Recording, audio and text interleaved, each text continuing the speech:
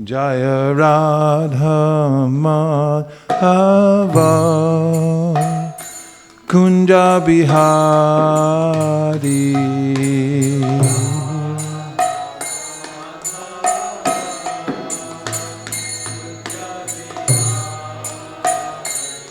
Jaya Radha Madhava Kunja Bihari.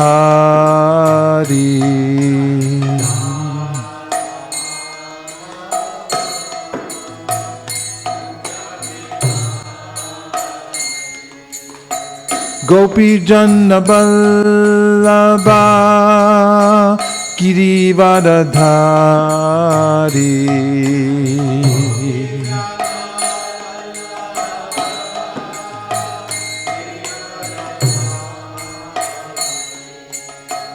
Gopi Jana Vallabha Girivardhari.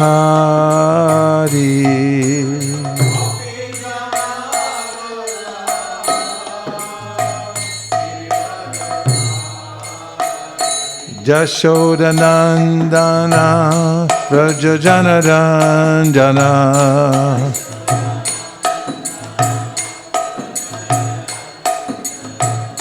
Jashodanandana Raja Janaranjana.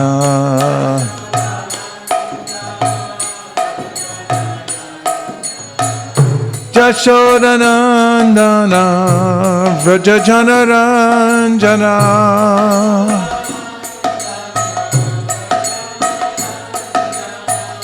Jashodanandana Vraja Janaranjana.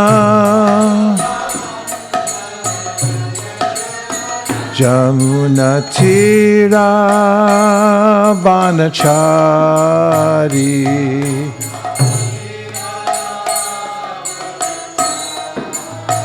Jamuna Tira Vanachari.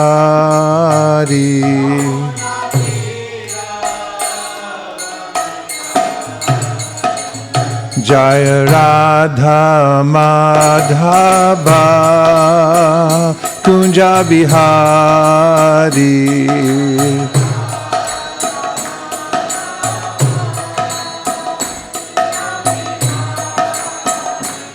Jaya Radha Madhava Kunja Bihari.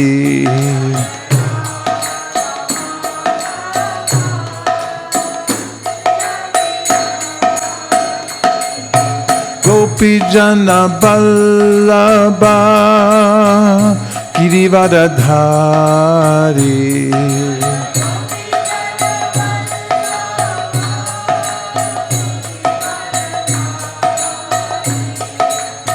Gopi Jana Vallabha Girivardhari.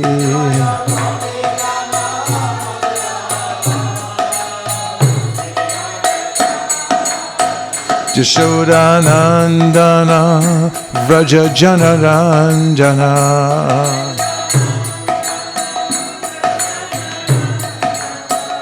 Jashodanandana Vraja Janaranjana.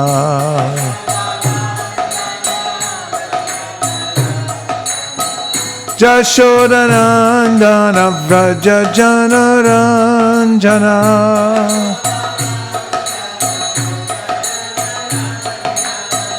Jashodanandana Vraja Janaranjana. Jamuna Tira Vanachari.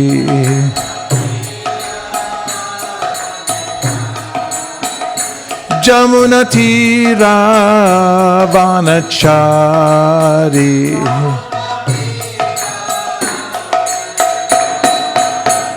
Jaya Radha Madhava Kunja Bihari.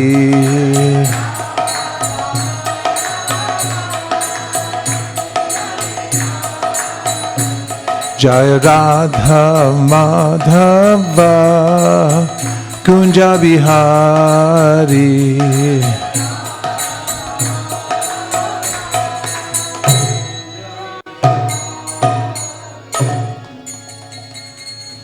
Jayam Vishnupad Paramahamsa Parivrajagacharya Stotarasdashi Shimada Bhai Charanara Vinda Bhaktivedanta Swami Maharaj Srila Prabhupada Ki Jai. Jayam Vishnupad Paramahamsa Parivrajagacharya Stotarasdashi Shimada Srila Bhakti Siddhanta Saraswati Goswami Maharaj Ki Jai. Ananta Koti Vaishnavindi Ki Jai. Namacharya Srila Haridas Thakur Ki Jai. Prem Sagaho Shri Krishna Chaitanya Prabhu Nityananda Sri Advaita Gadadhara Shivasari Gaur Bhakta Ki Jai. Shri Shri Radha Krishna Gokopinath Shamakund Radhakund Giri Govardhan Ki Jai. Shri Vrindavan Dham Ki Jai. Shri Mayapur Navadip Dham Ki Jai. Shri Jagannath Puri Dham Ki Jai. Tulsi Devi Bhakti Devi Ki Jai. Jamuna Devi Ganga Devi Ki Jai. Samveda Bhakti Ki Jai. All glorious to the assembled devotees. All glorious to the assembled devotees.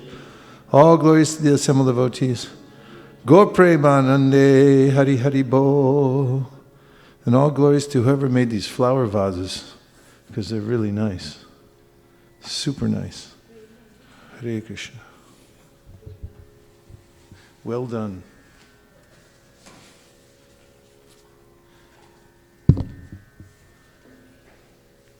What's the verdict? Is it all right? Yeah, I was easier to play that because the highest note we played up here on this was here, but it clearly wasn't. Because of the scale changer, right? Yeah, that's Ooh, I okay. didn't even know that. Okay. But it's in pretty good shape, isn't it?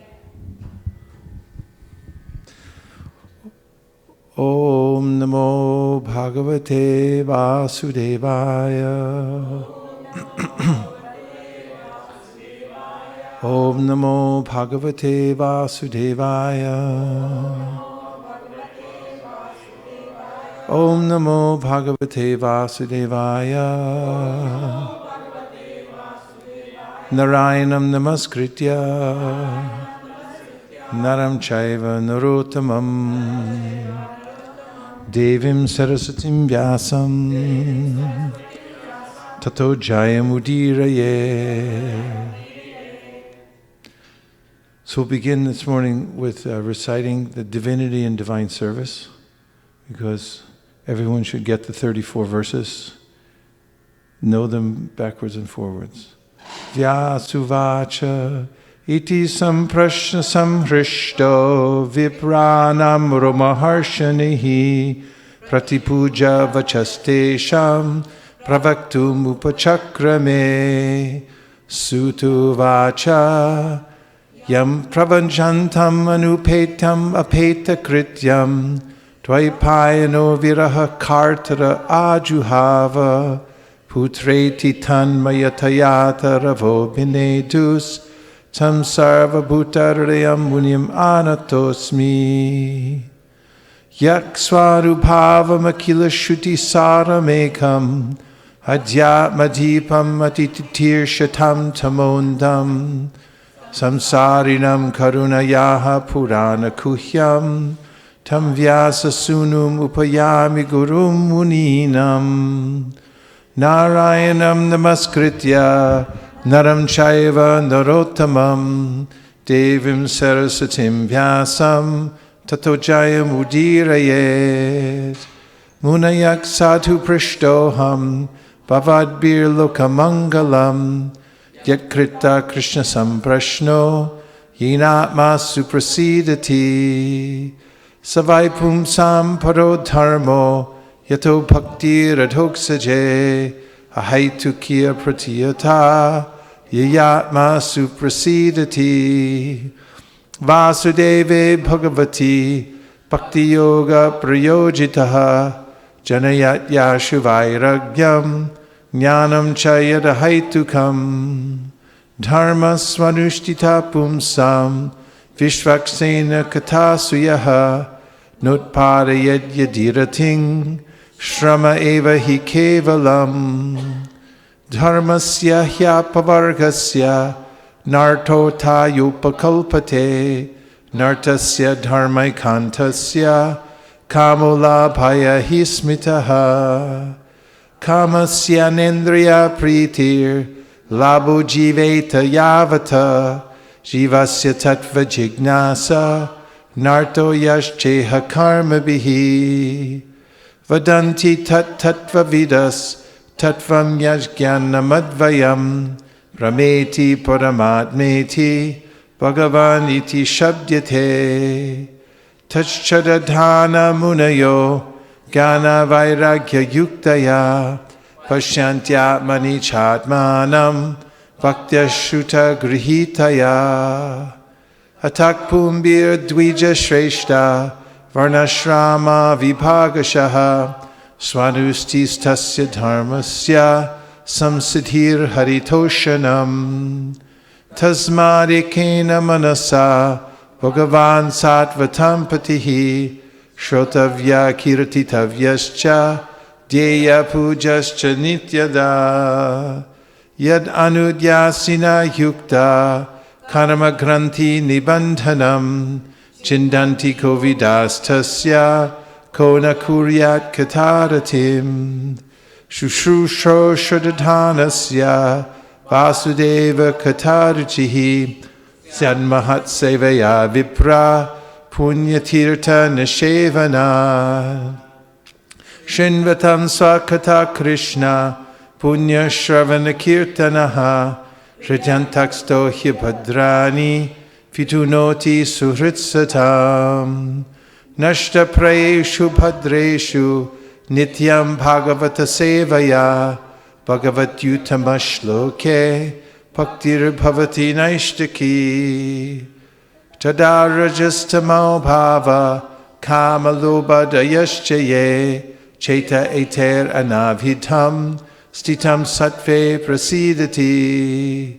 Evam Prasanna Manaso Bhagavad Bhakti Yogataha Bhagavat Tattva Vijnanam Mukta Sangasya Jayate Vidyate Hridaya Grantish Chijante Sarva Samshaya Shiyante Chasya Karmani Drishta Evatmanishvare Ato Vai Kavayo Nityam Bhaktim Paramaya Muda Vasudeve Bhagavati Kurvantyatma Prasadanim Sattvam Rajastamaiti Prakritir Gunastar Yukta Para Purusha Eka Ihasya Jate Stityade Hari Varinchi Hareti Samja Sheyamsi Tatra Kalu Safatanor Suhu Partiva Dharano Tumas Tasmad Agnis Trimayaha Tamasastu Rajastasmad Sattvam Yad Brahmadarshanam Bejure Munio Tagre Bhagavantam Adhoksajam Sattvam Vishudam Shemaya Kalpante Ye Nutaniha Mumokshavo Ghora Rupan Hitva Bhuta Pathinata Narayana Kalashanta Bhajanti Anasuyavaha Pejure Munio Tagre Rajastama Prakritaya Samashila Bhajanti Vai Pitrir Bhuta Prajeshadin Shri Aishvarya Prajepsavaha Vasudeva Paraveda Vasudeva Paramakaha Vasudeva Parayoga Vasudeva Parakriyaha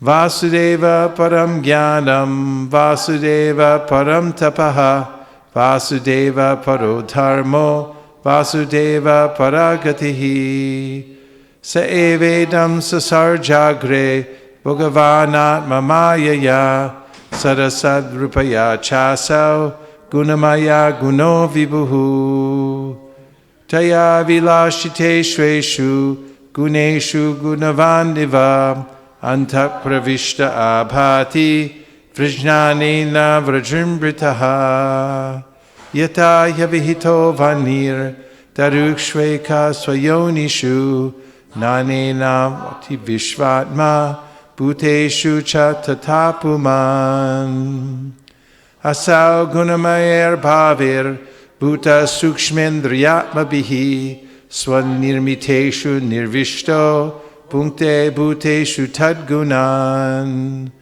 Bhavayat yesha satvena Lokan vai lokabhavanaha Lilavataranurato Devatiryan Naradishu.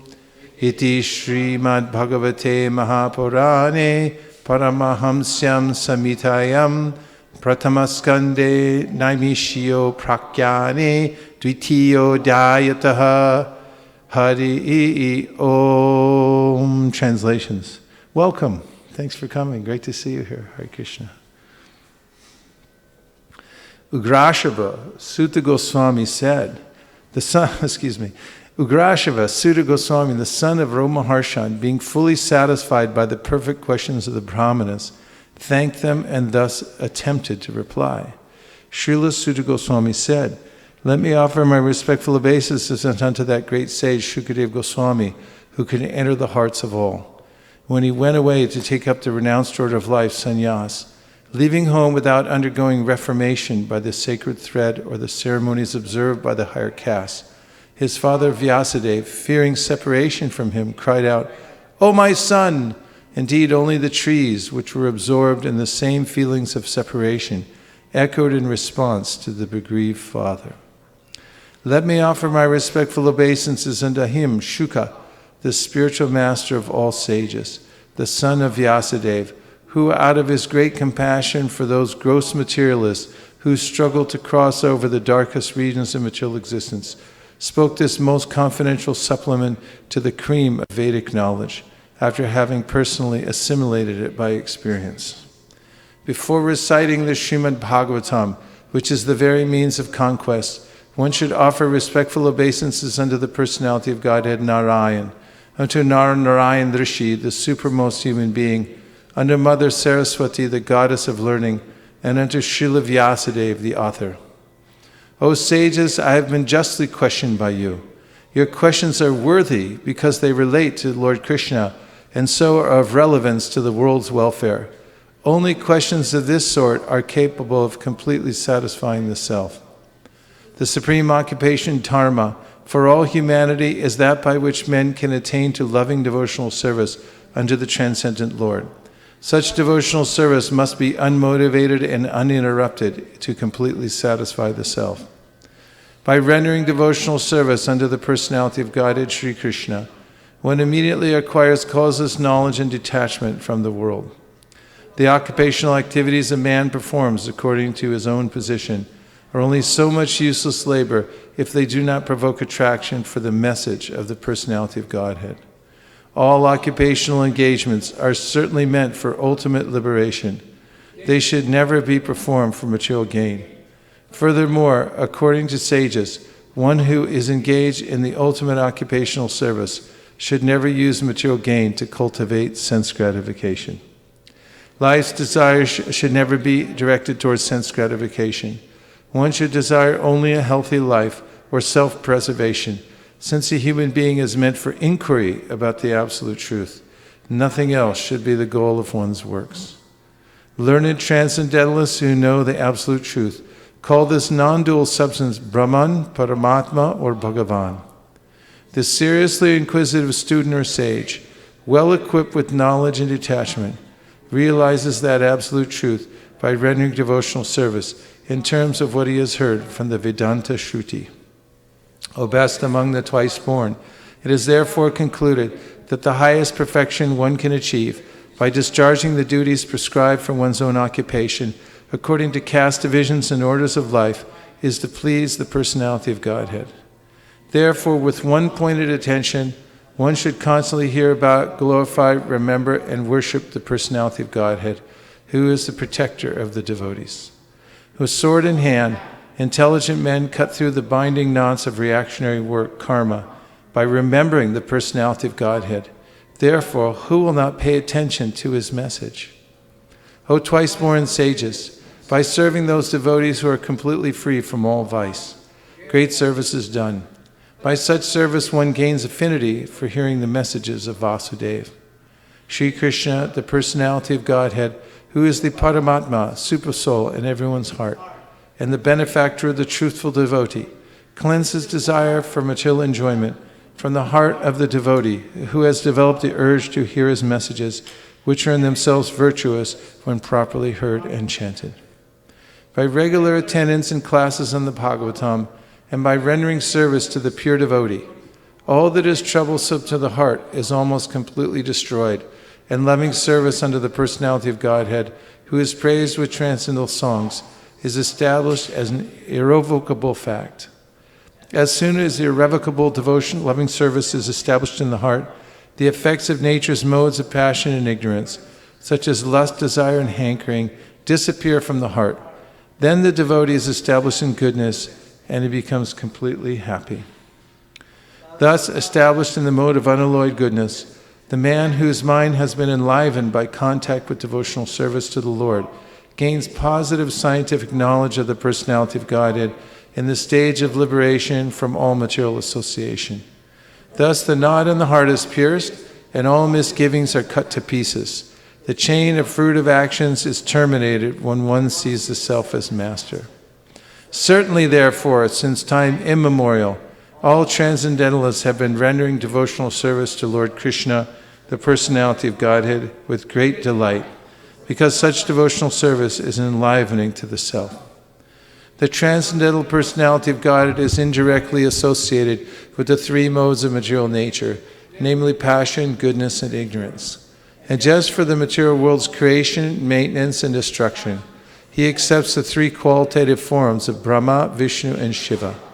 Of these three, all human beings can derive ultimate benefit from Vishnu, the form of the quality of goodness. Firewood is a transformation of earth, but smoke is better than the raw wood, and fire is still better, for by fire we can derive the benefits of superior knowledge through Vedic sacrifice. Similarly, passion, rajas, is better than ignorance, tamas, but goodness, sattva, is best, because by goodness one can come to realize the absolute truth. Previously, all the great sages rendered service unto the personality of Godhead due to his existence above the three modes of material nature. They worshipped him to become free from material conditions and thus derive the ultimate benefit. Whoever follows such great authorities is also eligible for liberation from the material world. Those who are serious about liberation are certainly non-envious, and they respect all. Yet they reject the horrible and ghastly forms of the demigods and worship only the all-blissful forms of Lord Vishnu and his plenary portions. In the revealed scriptures, the ultimate object of knowledge is Sri Krishna, the personality of Godhead.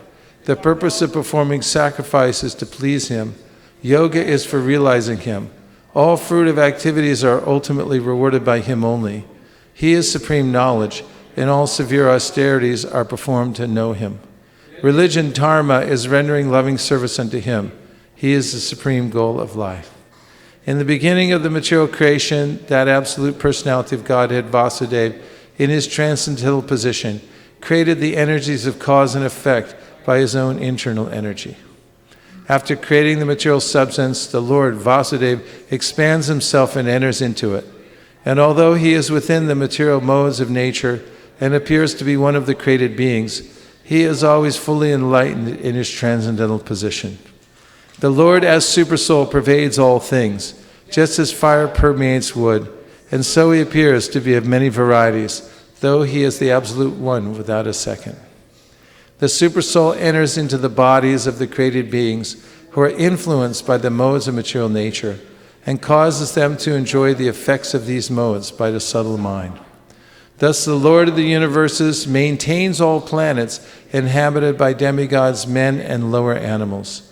Assuming the roles of incarnations, he performs pastimes to reclaim those in the mode of pure goodness. Purport to the last verse, please. Good morning, everybody. Hare Krishna. Thank you very much. Thank you.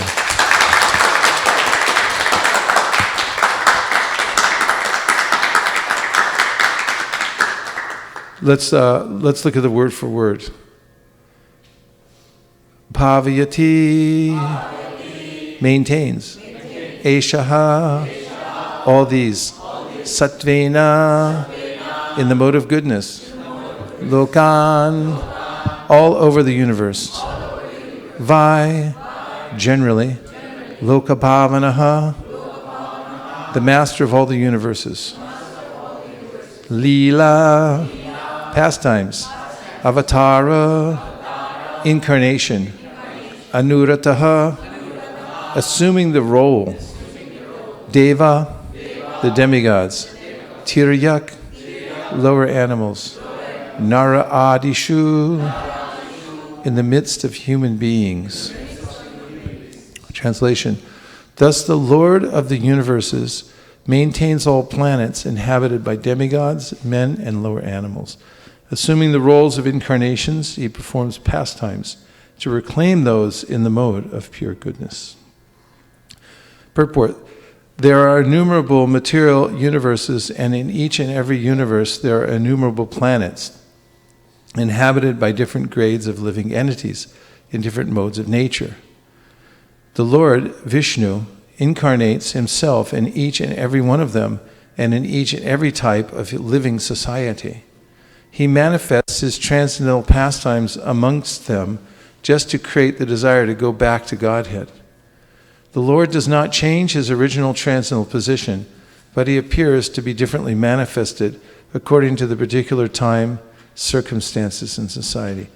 Om Jnanatimidandasya Jnananjana Shalakaya Chakshurun Militam Yena Tasmai Shri Gurave Namaha Shri Chaitanya Manobhishtam Stapitam Yena Bhutale Swayam Rupa Kadamayam Dadati Swapadantikam Vandeham Sri Guru Sri Yuta Padakamalam Shri Gurun Vaishnavamscha Shri Rupam Sagrajatam Sahagana Raghunatham Vitam Tam Sajivam Sadvetam Sadvadhutam Parijana Sahitam Krishna Chaitanya Devam Shri Radha Krishna Padam Sahagana Lalita Shri Vishakan Vitamscha Nama Om Vishnu Padaya Krishna Preshtaya Bhutale Srimate Bhaktivedanta Swami Niti Namane Namaste Saraswate Deve Gauravani Pracharine Nirvishesha Shunyavadi Paschatya Deshatarine Shri Shri Navadvipa Para Pradipa Sandipyamana Satato Viya Chetastamo Hantihi Yasya Yatnat Tam Kirtayama Prabhupada Devam Shri Bhakti Siddhanta Prachodita Shri Vasyadya Kosham Kushalam Kripalu Sanlesha Vagdesha Chaye Dadatyas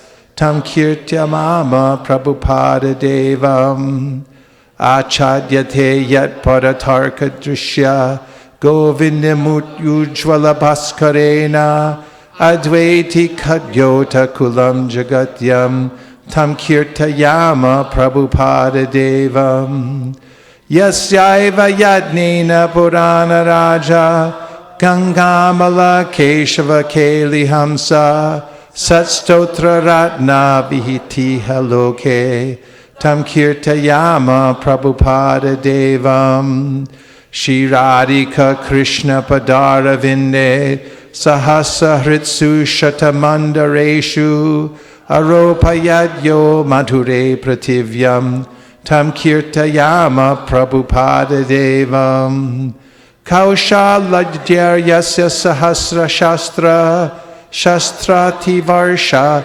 Pratyanti Hi Chanda Kalir Moha Chamur Hatena Tam Kirtayama Prabhupada Devam Nana Lasad Gaura Sudha Prakasha Pala Shitao Stapita Eva Yena Krishna Nuchinta Janasanga Vrikshas Tam Kirtayama Prabhupada Devam Yo Nityada Jivati Daivikeshu Nijasu Shikshasu Tu Sadhugami Kripam Buddhir Nanda Shuta Shritatma tam kirtayama Prabhupada devam. Nama Om Vishnupadaya Krishna Preshtaya Bhutale Srimate Bhakti Siddhanta Saraswati Tinamine Shri Varshabhana Videvi Daitaya Kripabdaye Krishna Sambandha Vijnana Daine Pravave Namaha Madhuryojjvala Premadya Shri Rupanugha Bhaktida Shri Gaura Karuna Shakti Vigrahaya Namostute Namaste Gauravani Shri Murtaye Dinatarine Rupanuga Virudhapa Siddhanta Dvanta Harine Namo Gaura Kishoraya Sakshad Vairagya Murtaye Vipralambara Sambodhe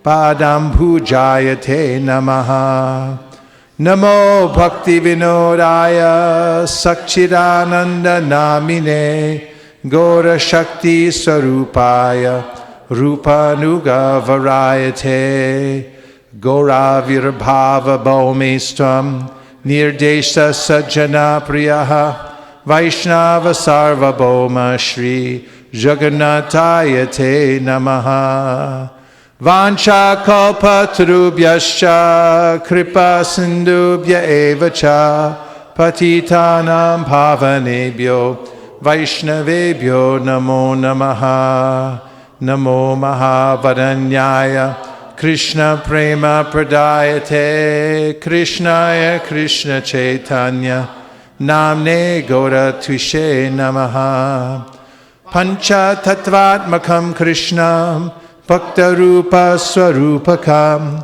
Bhaktavataram Bhaktakyam Namami Bhakta Shaktikam He Krishna Karuna Sindho Dina Bandho Jagatpate Gopesha Gopika Kanta Radha Kanta Namostute Jayatam Sudatau Pangor Mama Manda Matirgati Matsarva Swapadambo Jau Radha Madana Mohanao Divya Vrindaranya Kalpa Drumadha Srimad Ratnagara Singhasanastau Srimad Radha Shila Govinda Deva Prishtali Bhisevyamanos Badami Sriman Rasa Rasarambi Vamshi Vatatatastitaha Karshan Venu Swaner Gopir Gopinata Shriyestunaha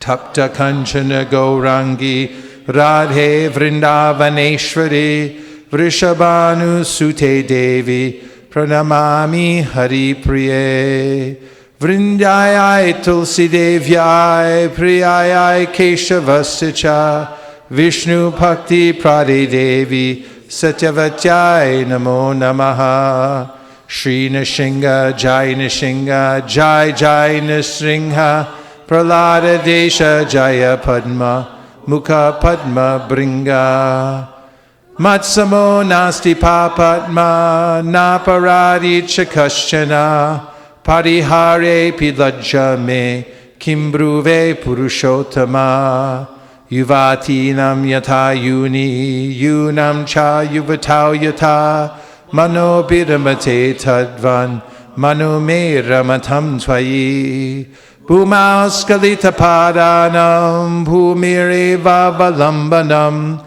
Tvayi Jata Paradhanam Tvameva Sharanam Prabho Govinda Balabe Radhe Prartaye Tvamaham Sada Tvariyam iti janatu Govindo mam tvaya saha Radhe Vrindavanadishe Karunamrita Vahani Kripaya Nijapadabja Dasyam Mayam Pradiyatam Vande Nanda Vrajashrinam Padarenum Abhikshnashaha Yasam Harigato Gitam Punati Bhuvanatrayam Namashreshtam Manamapi Shachiputra Matra Sarupam Sri Rupam Tasya Grajam Aruparim Maturim Goshtavatim Radha Kundam Girivaramoho Radhika Madhavasham Prapto Yasya Pratita Kripaya Shri Gurum Tam Natosmi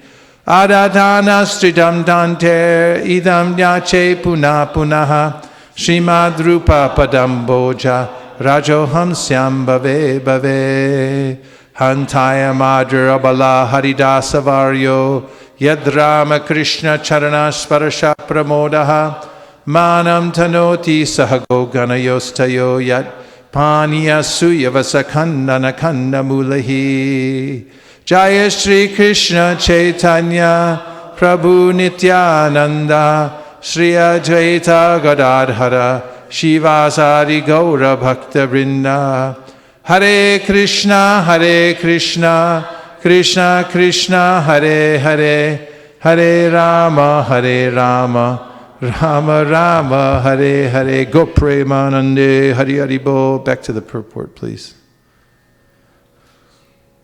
Hare Krishna, Krishna Krishna, Hare Hare, Hare Rama, Rama Rama, Hare Hare. First line is, there are innumerable material universes, and in each and every universe there are innumerable planets inhabited by different grades of living entities in different modes of material nature.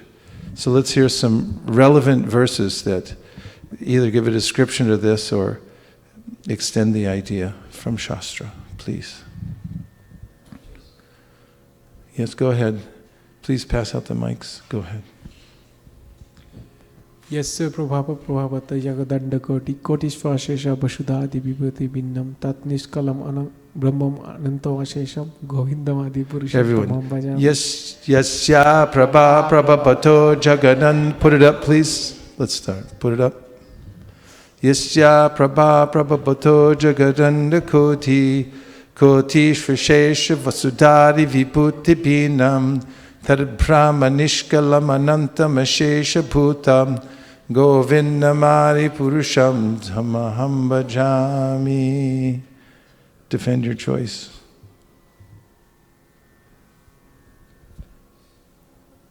First tell us what it means before it gets up there. By whose influence billions of material universes are created.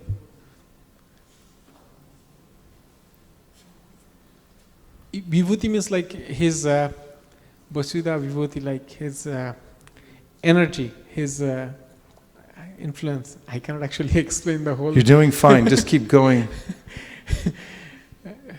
Jasya Vasudha, Jasya Prabhavata Jagadanda Kotim. So Jagadanda means like the eggs of the universe, by whose influence, by whose Vibhuti, all the eggs of the universes are manifested in innumerable universes, like from whom that Govinda, I meditate upon that primeval God Govinda. Okay, so we're at 540, let's look at the word for word. Yasya, of whom? And who's that referring to? Everyone say Govinda. Govinda. Prabha, the effulgence.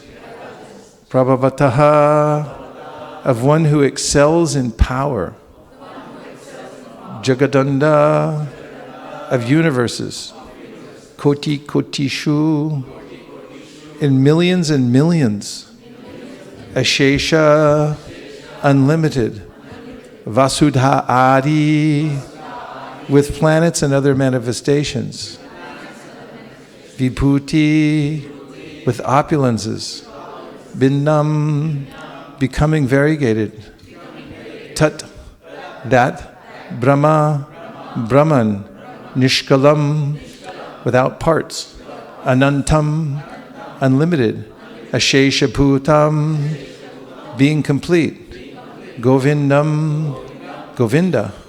Adipurusham, the original person. Tam, him. Aham, I.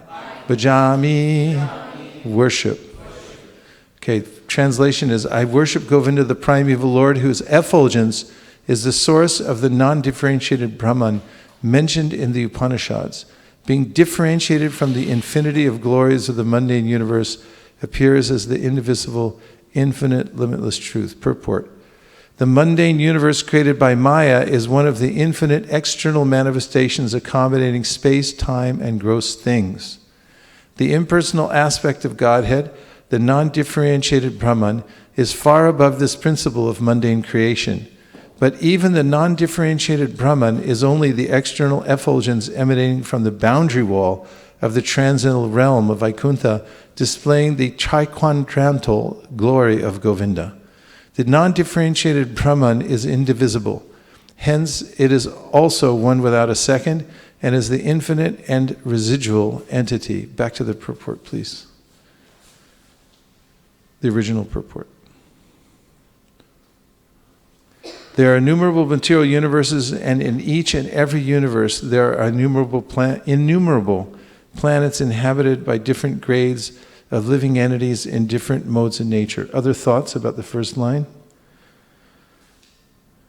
Related verses? There are innumerable material universes, and in each and every universe there are innumerable planets inhabited by different grades of living entities and different modes of nature. We have a pundit in the front row. He's dominating. Go ahead.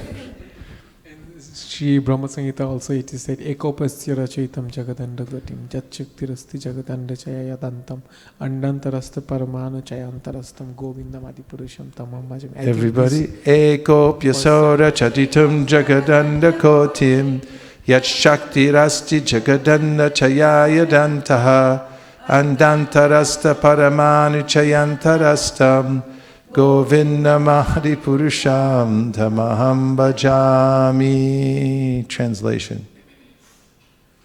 He is an undifferentiated entity, as there is no distinction between potency and the possessor thereof. In his work of creation of millions of worlds, his potency remains inseparable. All the universes exist in him, and he is present in his fullness in every one of the atoms that are scattered throughout the universe at one and the same time. Such is the primeval Lord whom I adore. Purport. Krishna is the highest of all entities. In him is an entity which is termed Chit, spiritual, which is distinct from the principle of limitation. By his inconceivable power, he can at will create numberless universes. All the mundane universes owe their origin to the transformation of his external potency. Again, his abode is beyond human conception. Since all worlds, limited and spiritual, Chit, exist in him, and he resides simultaneously in his fullness and entirety in all the atoms in all the worlds. All pervasiveness is only a localized aspect of the majesty of Krishna, the Lord of all. Though he is all-pervasive, yet in his existence everywhere in a medium shape consists his spiritual lordship beyond human conception. This argument favors the doctrine of simultaneous, inconceivable distinction and non-distinction, and knocks down the contaminating Mayavad and other alienated doctrines. Why did you gravitate towards this verse? Tell us what made it come into your mind. Yeah, because even hold that right next to your lips. Even though he is one, but he creates innumerable universes which are also complete. Like I can relate this verse to the first verse of Ishopanishad. Okay, let somebody else recite it. Who will recite the invocation to the Ishopanishad, please? Okay, in the back, all the way in the back. How many mics do we have out here? One? Okay. Go for it, please. Purnam Madaha Purnam. I didn't hear the first Om. Can you start over, please? Purnam Om Purnam. Start. Om Purnam Madaha Purnam Idam Purnat Purnamudachyate Purnasya Purnamadaya Purnameva Vasishyate. Everyone. Om Purnam Madaha Purnam Idam Purnat Purnamudachyate Purnasya Purnamadaya Purnameva Vasishyate. Translation. The personality of Godhead is perfect and complete, and because he is completely perfect, all emanations from him, such as this phenomenal world, are perfectly equipped as complete wholes. Whatever is produced of the complete whole is also complete in itself. Because he is a complete whole, even though so many complete units emanate from him, he remains the complete balance. Purport. The complete whole, or the supreme absolute truth, is the complete personality of Godhead.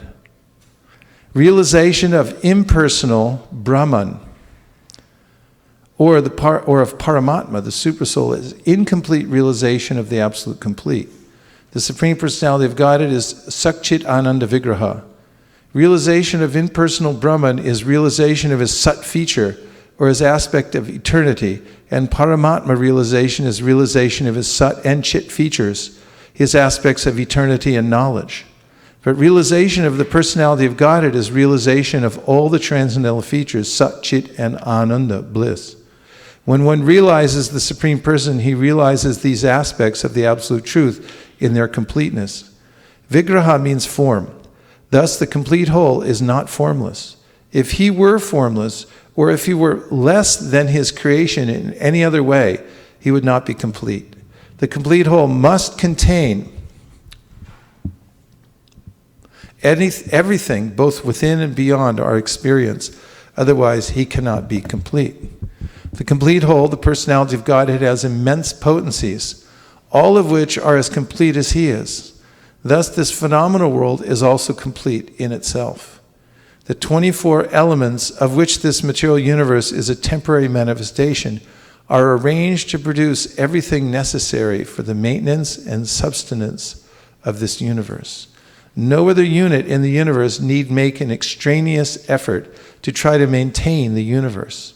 The universe functions on its own time scale, which is fixed by the energy of the complete whole. And when that schedule is completed, this temporary manifestation will be annihilated by the complete arrangement of the complete whole. All facilities are given to the small complete units, namely the living beings, to enable them to realize the complete whole. All forms of incompleteness are experienced due to incomplete knowledge of the complete whole. The human form of life is a complete manifestation of the consciousness of the living being, and it is obtained after evolving through 8,400,000 species of life in the cycle of birth and death.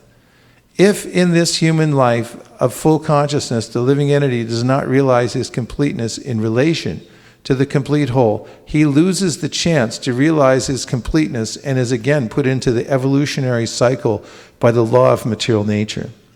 Because we do not know that there is a complete arrangement in nature for our maintenance, we make efforts to utilize the resources of nature to create a so-called complete life of sense enjoyment.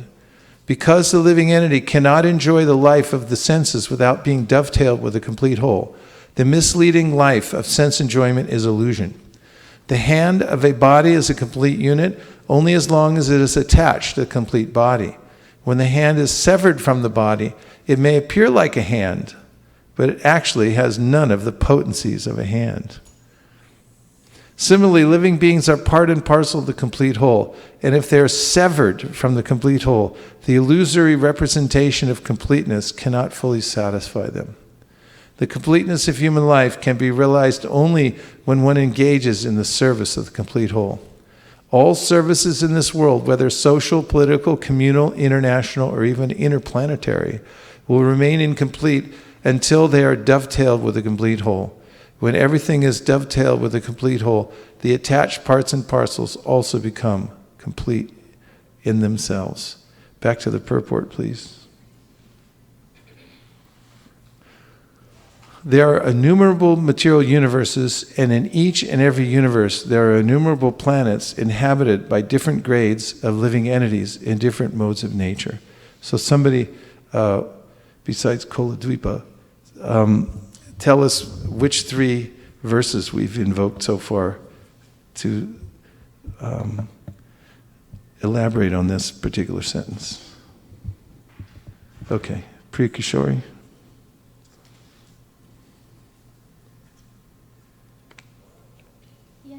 Vaisesika Prabhu. Should I say the entire? Yes, why not? You're on now.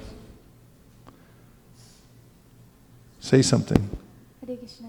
More. Ramananda, we need more volume out here, more juice. Hare Krishna. Hare Krishna. Yasya prabha prabhayato jagadanda koti kotishvashishta vasudari vibhuti pinnam tad brahma nishkalam anantam ashesha bhutam govindamadi purusham tamaham bhajami.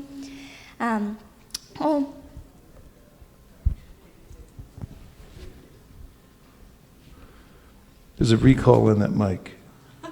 Can you take that mic back, fix it or something? Om Purnamada Purnamidam Purnat Purnamudachyate Purnasya Purnamadaya Purnameva Vashishyate.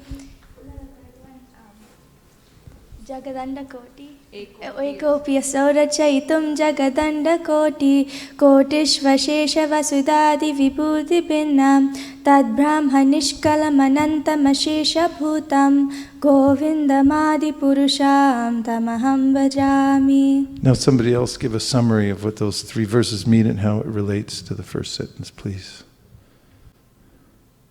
But quick, we don't have a lot of time. Somebody?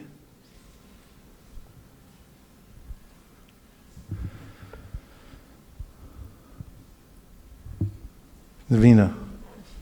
Navina's practically, you're on Bhaktivedanta now? No, you're on Bhakti Sarvabhauma or something. He whiles away his time diving deep into Prabhupada's books and studying. Hare Krishna. Hare Krishna. So all these verses are focusing on the all-pervasiveness, how the Lord is pervading all the universes and even every atom. And His present in His impersonal feature as Brahman. He's the sustainer, He's the complete whole, everything rests upon Him. And all things emanate from Him. Still, even though so many complete wholes emanate, He's still the complete, absolute truth, undivided and unfragmented and never lacking anything. Thank you very much. Now somebody else say what that means to us in the practical execution of our life.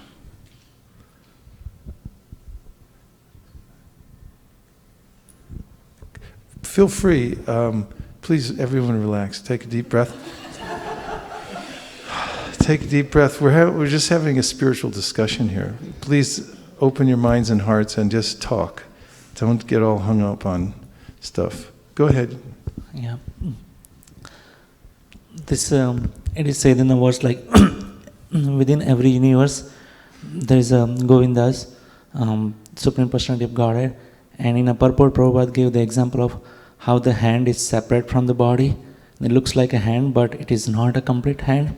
Similarly, this universe, if you feel like it's separate from the Supreme Personality, then it's not the case. Like it is like connected with Supreme Personality of God, and we are living within the universe. So in that way, we are also connected to the Supreme Personality of God. Okay, thank you for bringing the analogies and bring it a little closer to home. We want to know why this is helpful to us. Why we, how does it affect your life? This information practically reveal something from your heart and your life. I was just thinking how sometimes in the busy lives we think that we don't have anybody else because everybody has their own work to do, and by the force of time nobody will be able to just focus on us all the time. When we are young, our parents are there to look after us, but there will be a time when we have to live by ourselves.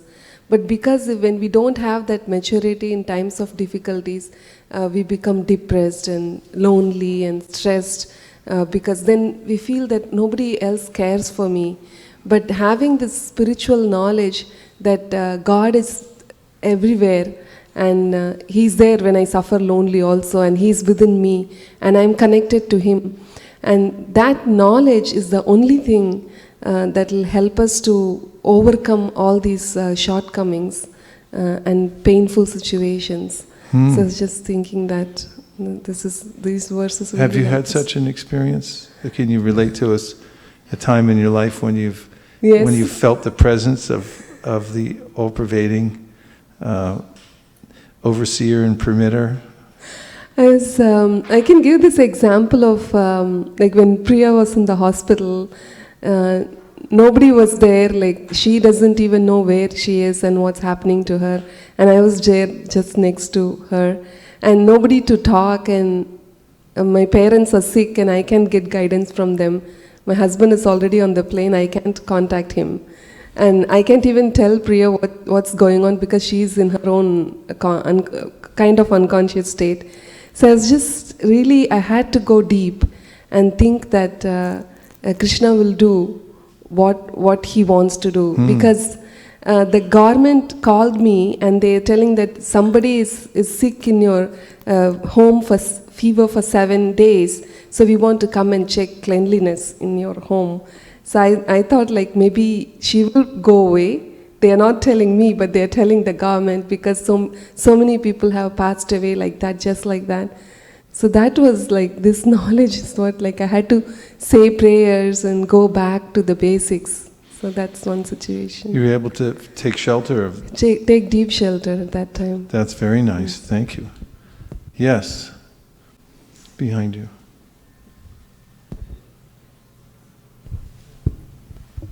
Hare Krishna. So from this verse, we can see that we have the single source. So we all came from one source. So it gives this sense of unity and see everybody as we are brothers and sisters. It's like in the family, when you know, like you feel like from the beginning you feel that these people, your brothers and sisters, they are closer to you than anybody else, especially in the childhood. So that gives the same feeling. Also, we may seem like differently from outside, but this knowledge gives understanding that we are united and we have the single source, so we have the same qualities. Have you had such an experience?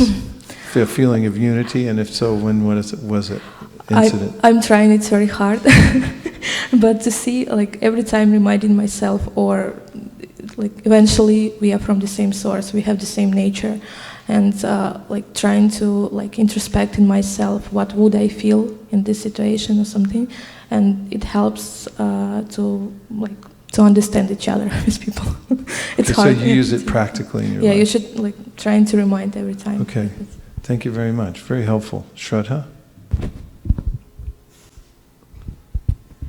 I was thinking that about Jag Bharat, when he had the realization that there is a soul in everything, he was very careful about walking and not stepping over them.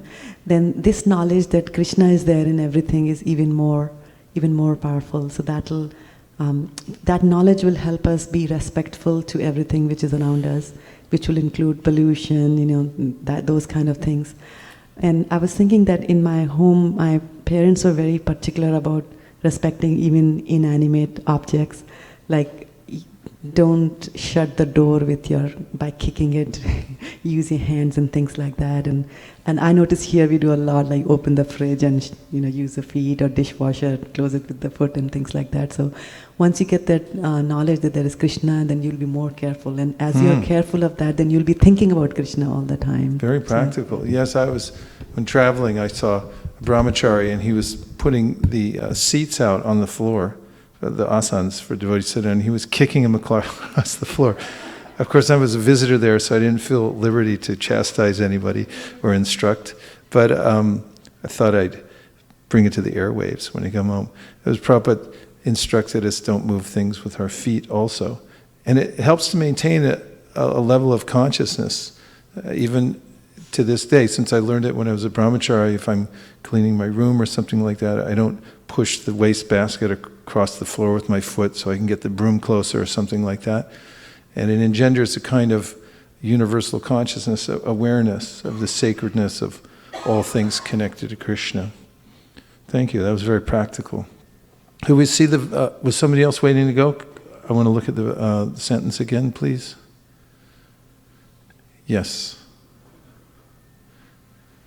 just a connection with the hand analogy which Prabhu spoke, and it was there in the purport. So this last week, I think, I'm coming to temple after 7 days, I think, at least 7 days. So that's a long time. So I was thinking how the connection is so necessary.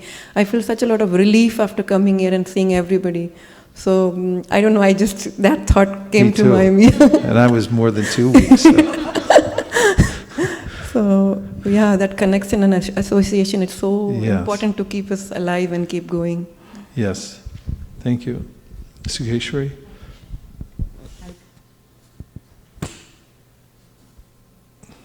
Somebody bring that microphone to Ramananda and see what we can do.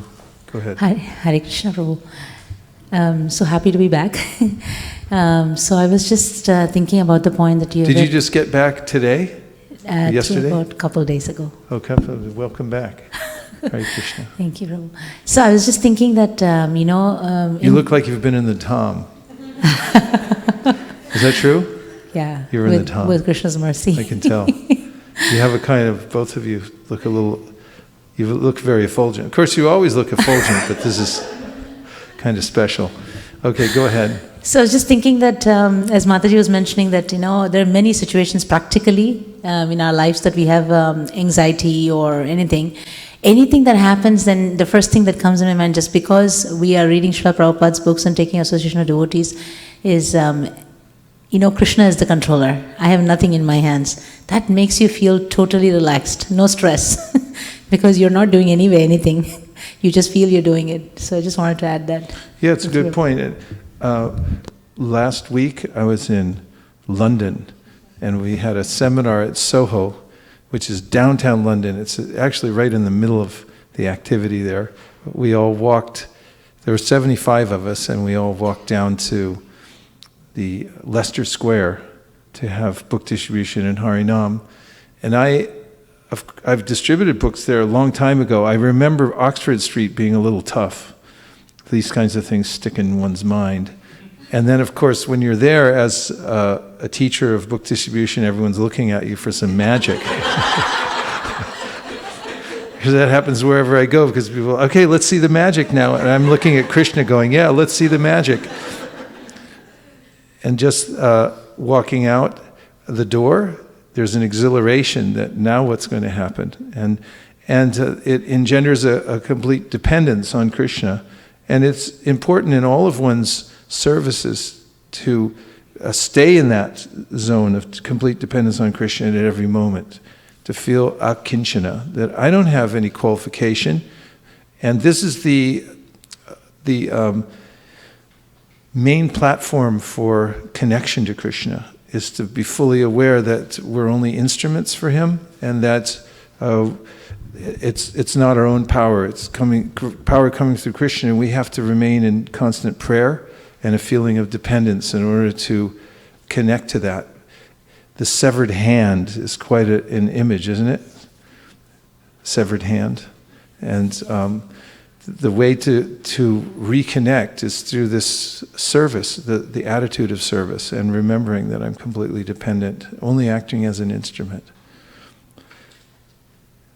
Okay, so let's look again. There are innumerable material universes, which is a revelation unto itself. Hardly does one think of even this universe in the course of the day here in Silicon Valley, because my mind may be absorbed in thinking of, name 3 things.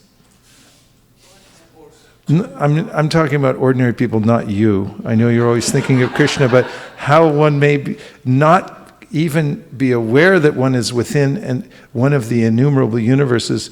Where else might one's mind become absorbed in everyday life here in Silicon Valley? In WhatsApp, okay, CNN.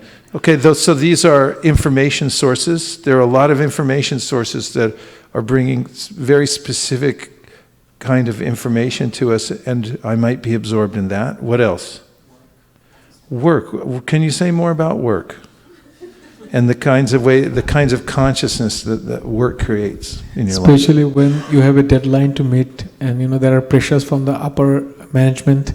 So you will also think back of your mind that you have to finish this work. Even if you are in vacation or in weekend holidays, You have to think like when I can go back and work start. Yes. Yes. So information sources, and then we have obligations to my particular work according to my career. What else? Kids? Any kids in here?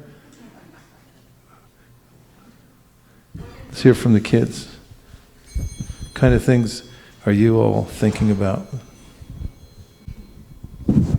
I mean, besides Krishna 24 hours a day, what other ways in which can you become distracted? Oh, yeah, school and homework. What about school and homework? What's it like? Not fun. What's not fun about it? Doing work. So, do you sit in a classroom? Yeah. How many people are in there? About 30. 30. Paint a picture for us, just like we're looking there and see what it looks like. Go ahead. So there are like 30 students. Walk in the door. What kind of door is it? It has a number on it, and then it's. What's the number? 25. 25. Okay, go ahead. Keep taking us in. And then you open the door, and then you see a huge whiteboard, and then our teacher is sitting on his chair, and he has a laser pointer, and he points at everything, including the. Okay. Hold that a little closer. And then there are 30 students sitting on each, like, there are these things that are desks and chairs, but they're attached. So You can't move them. Yeah, so you can't move them. Like prison, kind of. Okay. And you just listen to whatever he says. And is there any social pressure? When you walk in the room, do you think about what do I look like compared to the other students? Kind of. Objective is kind of. Yeah. A lot, right? Mm-hmm. It's a lot of okay, let's hear from you. What's your day like? Just give us some details. We're interested in details. How's the classroom? My classroom? Well, there... Do you go to a village? Is there a little straw hut? With a sadhu sitting inside? No. No? Not about. What's it look like? There's like a door, and it says our teacher's name on it. And then when we open the door, we see these like gigantic tables, and there's a smart board that doesn't really work. And the teacher talks about stuff. Okay. So everyone else, thank you very much. More? You have more? I was feeling a little traumatized just hearing about school, so I had to interrupt you. So we do move around the world, and we may not be aware that we're within one of the innumerable material universes. I may be absorbed elsewhere. I may be looking at the number on the door and thinking, oh, I have homework to do, I didn't quite finish it. What are the other students going to think? I got dressed in the dark and I put 2 different things on. I might be thinking about projects at work. How am I going to, am I going to maintain my work in this place? I'm going to move somewhere else. There are so many ways in which one can become absorbed. Abhinibheshita. This is called bhayam dvitiya abhinibheshita. Means being absorbed in those things that are separate from the Supreme Personality of Godhead. I'm not considering my connection to Him. I'm not considering that He's observing everything that I'm doing, that He's within every atom, that His effulgence is maintaining the universe that I'm within.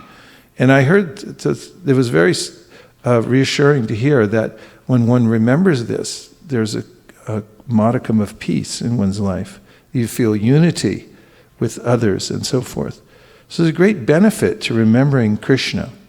And therefore, the Bhagavatam says all our fear, anxiety, problems come from being absorbed in those things that are separated from Krishna. Bhayam dvitiya. The dvitiya means the second thing. There is no second thing. There's only one thing. That's Krishna. But bhayam dvitiya binipeshata syad. Syad means fear arises when I become aware of something that's separate from Krishna. That's called maya or illusion. Which verse in the Bhagavatam substantiates this? that which is separate, that which is seen as separate from Krishna is called Maya. Which verse says that? I'll give you a hint. It's one of the most important verses in the whole Bhagavatam. It occurs in the second canto. It's Krishna speaking to Brahma. Need I say more? And it's part of the Chaturshloki Bhagavatam. Please recite it. Okay, give it to Shraddha. She's got at least part of the verse. That's all right. Part, you get eternal credit for part. Rite ritam yat pratyeta na pratyeta chatmani. And then tad vidyat atmano mayam yata bhaso yata tamaha. Let's give her a big round for it. Courage. Learning means you got to put yourself out there. It's like people don't learn languages oftentimes because they're afraid to make mistakes. They just hold back. They don't actually say the language. They keep reverting to their original language. I've read in studies recently about how those who are inventive and they try to somehow or other move forward with piece together the knowledge that they have without feeling inadequate, just doing the best that they can. They tend to be able to piece everything together. And also I read an article that says it's okay to forget things because forgetfulness is part of the process of building your memory. You remember something, then you forget it, then you remember it again. It keeps building on that part of your brain that is holding that concept. So I'll say, please repeat. Ritirtam yat pratyeta na pratyeta chatmani Tadvidyat atmano mayam yata baso yata tamaha. Translation. O Brahma, whatever appears to be of any value, if it is without relation to me, has no reality. Know it is my illusory energy, that reflection which appears to be in darkness. So, in the Adi Lila, we have Krishnadas Kaviraj Goswami. What is the first chapter of the Adi Lila called? Spiritual Masters, correct.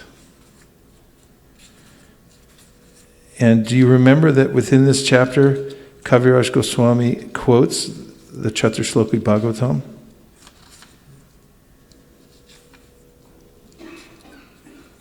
Did you remember that? Yes or no? No. Okay. Here is, he quotes it at text 54. That's Adi Lila, text number 54, chapter 1.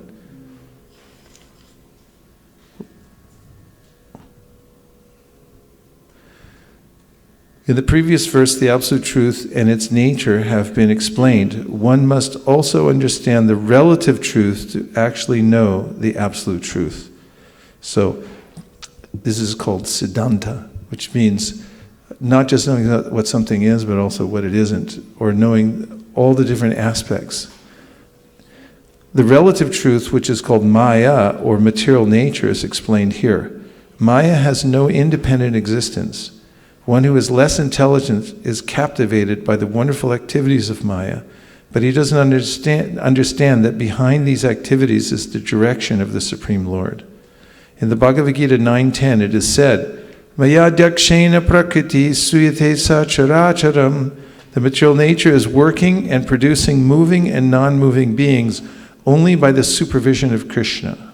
Supervision of who? Krishna. The real nature of Maya, or the illusory energy of the material manifestation, is clearly explained in Srimad Bhagavatam. The Absolute Truth is substance, and the relative truth depends upon its relationship with the Absolute for its existence. Maya means energy. Therefore, the relative truth is explained to be the energy of the Absolute Truth. Since it is difficult to understand the distinction between the absolute and relative truths, an analogy can be given for clarification. The Absolute Truth can be compared to the sun, which is appreciated in terms of two relative truths, reflection and darkness. Darkness is the absence of sunshine, and a reflection is a projection of sunlight into darkness. Neither darkness nor reflection has an independent existence.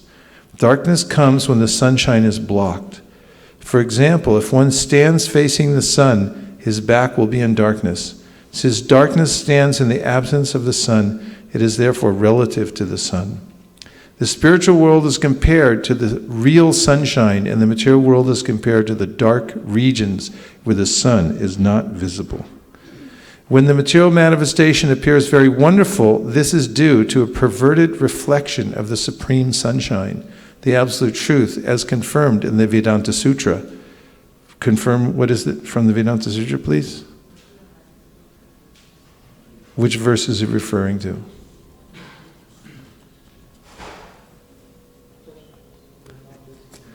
Okay, go ahead and say it, please. Give him a microphone. Please be willing to blurt things out and go down in flames. Go ahead. Maybe the first verse, which it says that Janmadhyasya yata, everything is emanated from the Supreme Lord. That's a revelation, isn't it? That's the first verse. This can solve all of one's problems, as we're discussing here. If one remembers that everything emanates from the absolute truth. Where in the Bhagavad Gita does Krishna say that those who realize this fact, that everything emanates from him, engage in his loving service? Go ahead, somebody wants to try. Try it and try to make mistakes. Fail forward fast and learn. Yo mam evam sammudo janati parshottama sa sarved bhajanti mam sarvabhyana bharata. Very inventive. Give him a hand.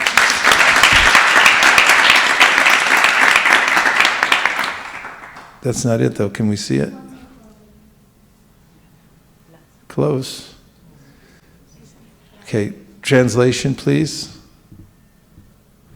Whoever knows me as the Supreme Personality of Godhead without doubting is the knower of everything. He therefore engages himself in full devotional service, O son of Bharata. Right on target. How did you remember that? Tell us how and why you remembered that. Today morning, when I was reading this verse, I was thinking this is the verse which is, if one understands Krishna is the Lord, and who understands this part, then he doesn't need to know anything else. Oh, there it is. And you asked the same thing. What's that? You asked the same thing today. I was just thinking there's something something happening. I have no idea. Fantastic. This is a great verse. Let's look at the purport. Now we're intrigued, right? There are many philosophical speculations about the constitutional position of the living entities and the Supreme Absolute Truth. Now in this verse, the Supreme Personality of Godhead clearly explains that anyone who knows Lord Krishna to be the Supreme Person is actually the knower of everything. The imperfect knower goes on simply speculating about the Absolute Truth, but the perfect knower, without wasting his valuable time, engages directly in Krishna consciousness, the devotional service of the Supreme Lord. Throughout the whole of Bhagavad Gita, this fact is being stressed at every step. And still, there are so many stubborn commentators on Bhagavad Gita who consider the Supreme Absolute Truth and the living entities to be one and the same. On the way over here, we read that there are as many interpretations of Bhagavad Gita as there are erudite scholars in the world. Prabhupada writes that. Vedic knowledge is called, Vedic knowledge is called Shruti, learning by oral reception. One should actually receive the Vedic message from authorities like Krishna and his representatives. Here Krishna distinguishes everything very nicely, and one should hear from this source. Simply to hear like the hogs is not sufficient. One must be able to understand from the authorities. It is not that one should simply speculate academically. One should submissively hear from Bhagavad Gita and these living entities, that these living entities are always subordinate to the Supreme Personality of Godhead. Anyone who is able to understand this, according to the Supreme Personality of Godhead, Sri Krishna, knows the purpose of the Vedas. No one else knows the purpose of the Vedas. The word bhajati is very significant. In many places, the word bhajati is expressed in relationship with the service of the Supreme Lord. If a person is engaged in full Krishna consciousness in the devotional service of the Lord, it is to be understood that he has understood all the Vedic knowledge. In the Vaishnava Parampara, it is said that if one is engaged in the devotional service of Krishna, then there is no need for any other spiritual process for understanding the supreme absolute truth. In the Vaishnava Parampara, it is said that if one is engaged in the devotional service of Krishna, then there is no need for any other spiritual process for understanding the absolute truth. Verse, please. Suggest a verse. Koladipa Pandit Prabhu. Go ahead.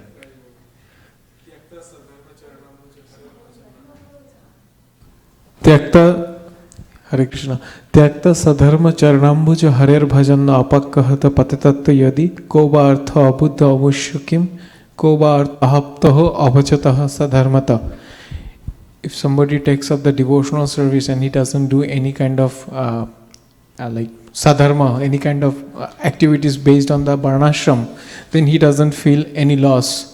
But if somebody takes all kind of activities other than devotional service, what he will get ultimately? Something. Let's ask our judges if they'll accept that. Navina, you like it? He likes it. Okay. Another verse? These are important verses because we need permission to direct our minds towards thinking of Krishna, doing devotional service.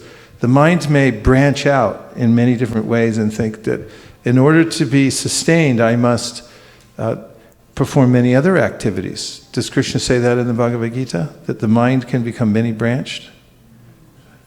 Where does he say that? Rasika, you want to give her a microphone? Let's hear it. Vyavasayatmika buddhi ekeha kurunandana bahushaka yanantascha buddhayo avyavasayina. Give us a general meaning of the verse. What it means to us. Like with one-pointed attention, we should perform devotional service. For people whose goal is irresolute, their mind goes in different directions. Different directions, right? Yeah. And how many different directions? Countless. According to the verse. Bahushakai. He anantas, unlimited ways. Unlimited. There's no limit to how the combinations and permutations of the way the mind will enter into the modes of material nature and slice and dice it in different ways to try to put it back together again and contemplate the material world. So this verse saying, just focus your mind on the service. Now somebody tell us a little bit of how this particular verse that Rasika Shiromani just recited is particularly meaningful to us because of our intimate connection with our founder Acharya, His Divine Grace A.C. Bhaktivedanta Swami Prabhupada, and Pri Kishori's hand just went up really fast. Go ahead. Mike, it's coming. So in the verse that Mataji just mentioned, it said that one should focus one's mind single-pointedly. So therefore, because though there may be so many processes mentioned in all the Vedic scriptures which are directed towards people of various kinds of consciousness, Prabhupada has given us a process, Srila Prabhupada has given us a process in which there's one method of devotional service if which we follow single-pointedly, that we will be able to achieve the ultimate goal of life, and there's no need to distract. Very good general principle. I want something more specific. But before we do, I want Shraddha to quote a verse from first canto, second chapter, that in which we're advised to focus our mind exclusively on devotional service. It's verse number 14. Tasmad ekena manasa bhagavan satvatam patihi shrotavya kirtitavyascha deha pujasya nityada. So it says that therefore with a single pointed attention, and one should focus on the Supreme Personality of Godhead, who is the protector of the devotees. Thank you very much. And who is ready to give us something more specific about the meaning of this verse in relationship with our founder Acharya? Yes.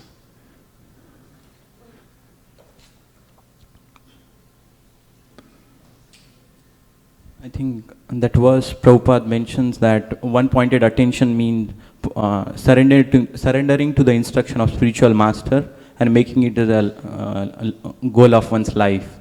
So that's a one-pointed attention. Okay, somebody wants to say more?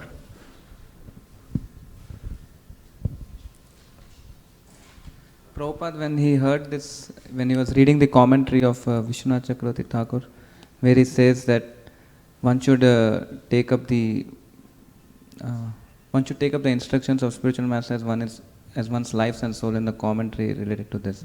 Do we have that commentary? Bukharvin, do we have the commentary of Vishwanath Chakravarti Thakur on the Bhagavad Gita in here, in our library? No, it's not here. Okay. By satisfaction of the spiritual master, the Supreme Personality of Godhead becomes satisfied, and by not satisfying the spiritual master, there is no chance of being promoted to the plane of Krishna consciousness. I should therefore meditate and pray for his mercy 3 times a day, and offer my respectful obeisance on him, my spiritual master. Yes, so Prabhupada had a specific revelation about connecting with the order of the spiritual master in this verse.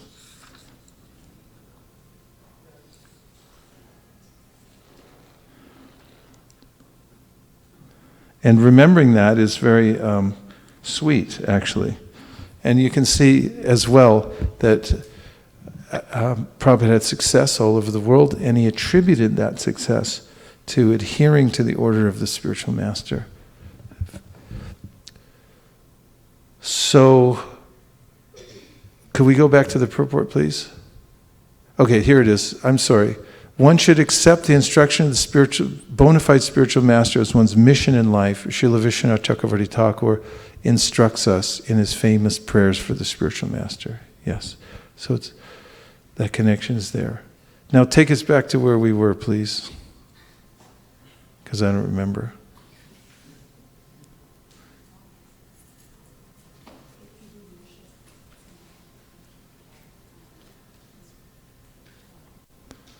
In the Vaishnava Parampara, it is said that if one is engaged in the devotional service of Krishna, then there is no need for any other spiritual process for understanding the Supreme Absolute Truth. I was also thinking, you have another one. I was thinking about Savai Pumsam Paro Dharma, Ito Bhakti Rajbakshi, Ahituki Apratihata, Yatma Suprasidati. Explain it. So your one pointed attention when you had to, devotional service should be unmotivated, uninterrupted. The purpose is basically just to please Krishna. And what happens then, according to the verse? Then you will be completely satisfied. Yes, the only way it's completely satisfied the self. That's compelling evidence from the Shastra for giving oneself fully to serving Krishna. The 9 methods of devotional service. Also we had evidence that Shraddha gave, 1st Canto, 2nd chapter, 14th verse, that said, therefore, tasmad ekena manasa. Ekena manasa, the mind should be fixed in one place. Bhagavan sattvatambati, on Krishna, Bhagavan. Shrotavya, how to do it. Shrotavya kirtitavyascha, dhyeya pujascha nityada. The various methods of devotional service. Feel free to be fully absorbed in devotional service, and you'll feel the satisfaction from yourself. Yes?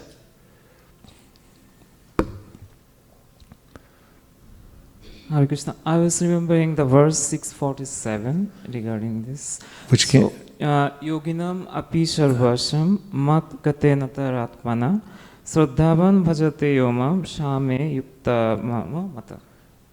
So it says that of all the yogis, those who abide in me and offer me transcendental loving devotional service, they are the best. So of all the yoga systems are actually for realizing the supreme truth, the Jnana Yoga, Dhyana Yoga, but among them the Lord says the Bhakti Yogis, they are the best, who does the loving devotional service. Very good. Excellent quotation. I like it very much. And now, before we move on to the purport, somebody who hasn't spoken very much so far, give us a summary of what we've spoken about this morning so far.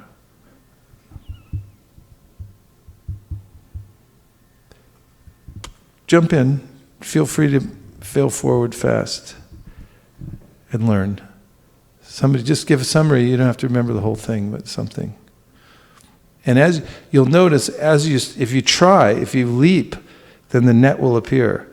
Just try and be an instrument and let Krishna, don't get in your mind, just depend on Krishna and try to do the best you can. And you'll notice that Krishna will make up, he'll He'll enter into your mind and heart, and He'll assist you into giving the summary. So if somebody hasn't offered anything yet, raise your hand and give it a try. When I say 3, 1, 2, 3, there he is, right back there. Give him the microphone.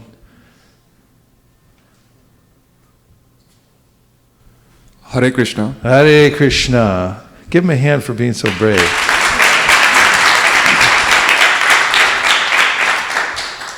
Please excuse me because I'm a beginner, I don't know so much Sanskrit, but I'll try to summarize the whole discussion today. So everything that is around, we see, what we don't see, everything is Krishna. Everything comes from Krishna, everything is controlled by Krishna, and every cause and effect is Krishna.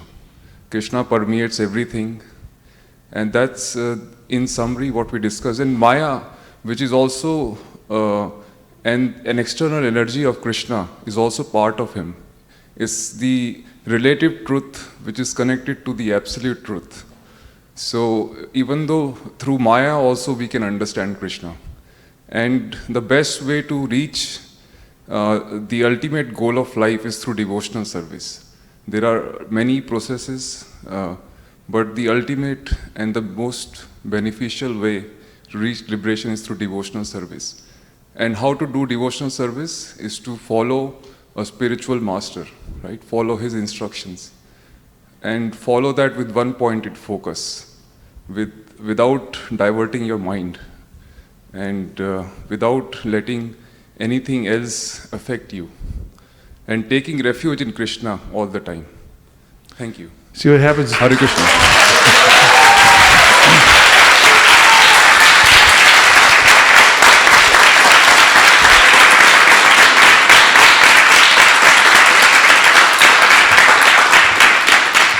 See, if you set up a temple and you make a space for hearing and chanting, then sages float in from different places, unbeknownst to us. Thank you very much. That was very helpful.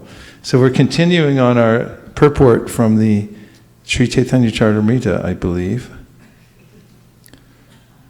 Is that right?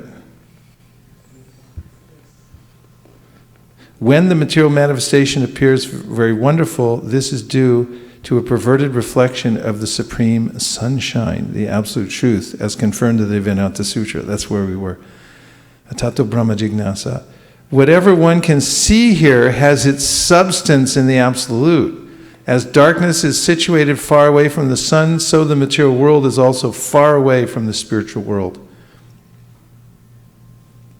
As darkness is situated far away from the sun, so the material world is also far away from the spiritual world. The Vedic literature directs us not to be captivated by the dark regions, tamaha, but to try to reach the shining regions of the absolute, yogi tam. Everyone say yogi tam. Where are we going? The spiritual world is brightly illuminated, but the material world is wrapped in darkness. In the material world, sunshine, moonshine, or different kinds of artificial light are required to dispel darkness, especially at night. For by nature, the material world is dark. Therefore, the Supreme Lord has arranged for sunshine and moonshine. But in his abode, as described in the Bhagavad Gita 15:6, there is no necessity for lighting by sunshine, moonshine, or electricity because everything is self-effulgent. Verse, please.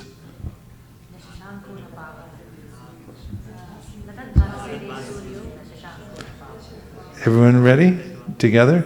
Na tat basayate suryo na shashanko na pavavaha yad gatva na nivartante tadama paramamama.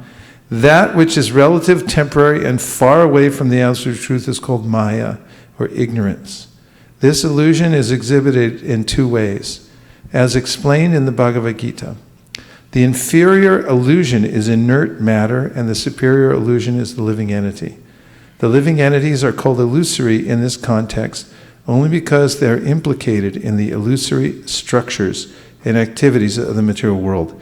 Actually, the living entities are not illusory, for they are parts of the superior energy of the Supreme Lord and do not have to be covered by Maya if they do not want to be so. That's big news, by the way. So I'm going to say it again.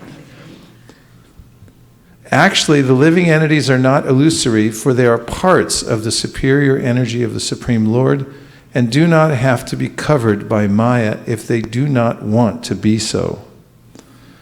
The actions of the living entities in the spiritual kingdom are not illusory. They are the actual eternal activities of liberated souls. Now, there's a definite process through which one comes to the absolute truth. Of course, in the Sri Chaitanya Charitamrita, which is a postgraduate study of the Srimad Bhagavatam, which for those who have appreciated the Bhagavad Gita and then who have relished Srimad Bhagavatam and continue to relish it, there's no other book in the world that's as deeply satisfying to read as the Sri Chaitanya Charitamrita. Because, first of all, it's a garland of the verses from the Srimad Bhagavatam and Bhagavad Gita. What I particularly appreciate is when we hear the teachings of Sri Chaitanya Mahaprabhu, for instance, when he teaches Sanatana Goswami. And we hear him quoting verses from the Bhagavad Gita. For instance, what are some of the verses that Sri Chaitanya Mahaprabhu personally, from his lotus mouth, quoted to Srila Sanatana Goswami from the Bhagavad Gita? Can you remember one or two? This is, you know the section, right? Sanatana Shiksha from the Chaitanya Charitamrita. It's in the Madhya Lila. Yes. And that whole section starts off with explaining how Sanatana Goswami escapes from his government job. He is at home, and he's employed dozens of Brahmins. I mean, what a lifestyle that is. And invite all these learned pundits to your house. I guess maybe that was the equivalent back then of having a Veda base. And there he stayed absorbed all day long in hearing about Krishna and hearing and chanting. Can that be done? Can one absorb oneself in hearing about Krishna for long periods of time and chanting Hare Krishna? Is that possible? Yes? Yeah. So that's what he was doing, and then how did he get out of work? He called in sick. Has anybody ever done that? Turn the camera off for a second. Has anybody ever done that to come to Janmashtami? Yeah, okay. I hear devotees do it all the time when I'm traveling. It's like, how are you getting the day off? It's like, oh, I'm working right now. So yeah, he was home hearing and chanting. What an impetus in life when one comes to this understanding. Tasmad ekena manasa bhagavan sattvatam vati shrotavya kirtitavyascha dhyeya pujas nityada. That with one pointed attention, Bhagavatam said it, therefore I'm going to take this and I'm going to direct all my energy that I have as a little living entity, I'm going to direct it towards hearing about Krishna. And then there's reciprocation. One feels this reciprocation from Krishna from within the heart. And so Prabhupada describes one of my favorite verses and purports here in the Adi Lila. Prabhupada quotes from the Bhagavad Gita, and he's describing. Actually, this is in verse number 49, Adi Lila, chapter 1, 49. This chapter is describing the spiritual masters, and Kaviraj Goswami chronicles, lists the various ways in which Krishna assists us. So he's talking about the spiritual masters. So where are those spiritual masters that he lists here? Name some of them. You're about to say? What are the different kinds of gurus? Cow, father, mother.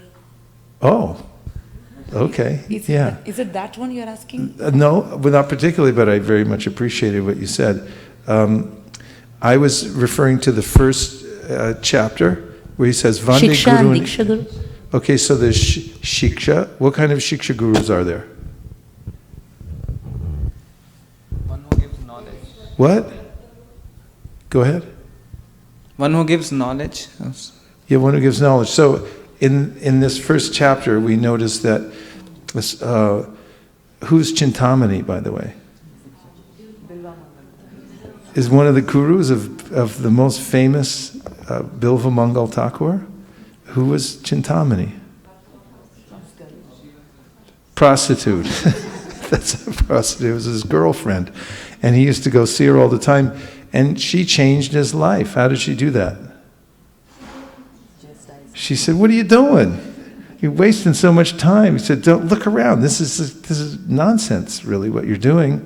He said, you should, if you gave this much energy, the kind of affection you show to me and the impetus you have to come to see me, which is inordinate, then if you gave that, even a fraction of that, to worshiping Krishna, then you'd really have something.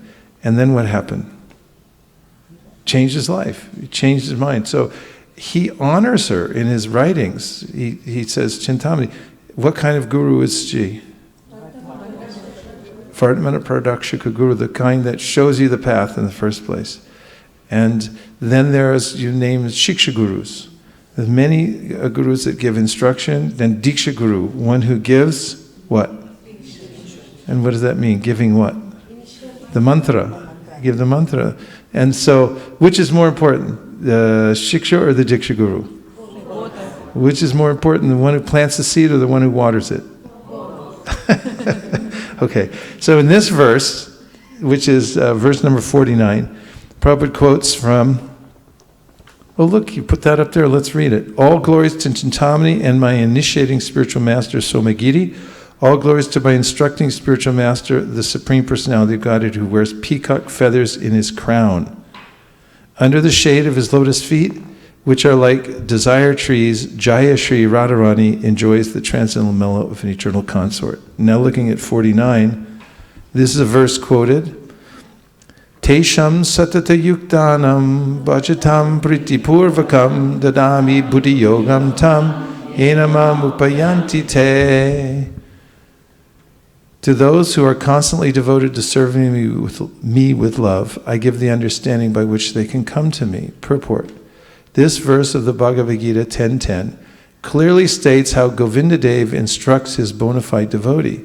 The Lord declares that by enlightenment in theistic knowledge, he awards attachment for him to those who constantly engage in his transcendental loving service.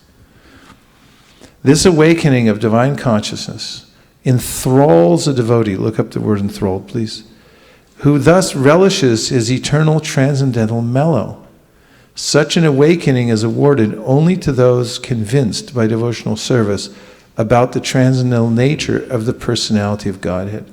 They know that the supreme truth, the all-spiritual and all-powerful person, is one without a second and has fully transcendental senses. He is the fountainhead of all emanations. Such pure devotees, always merged in knowledge of Krishna and absorbed in Krishna consciousness, exchange thoughts and realizations as great scientists exchange their views and discuss the results of their research in scientific academies. Such exchanges of thoughts in regard to Krishna give pleasure to the Lord, who therefore favors such devotees with all enlightenment. And this kind of exchange goes on with devotees.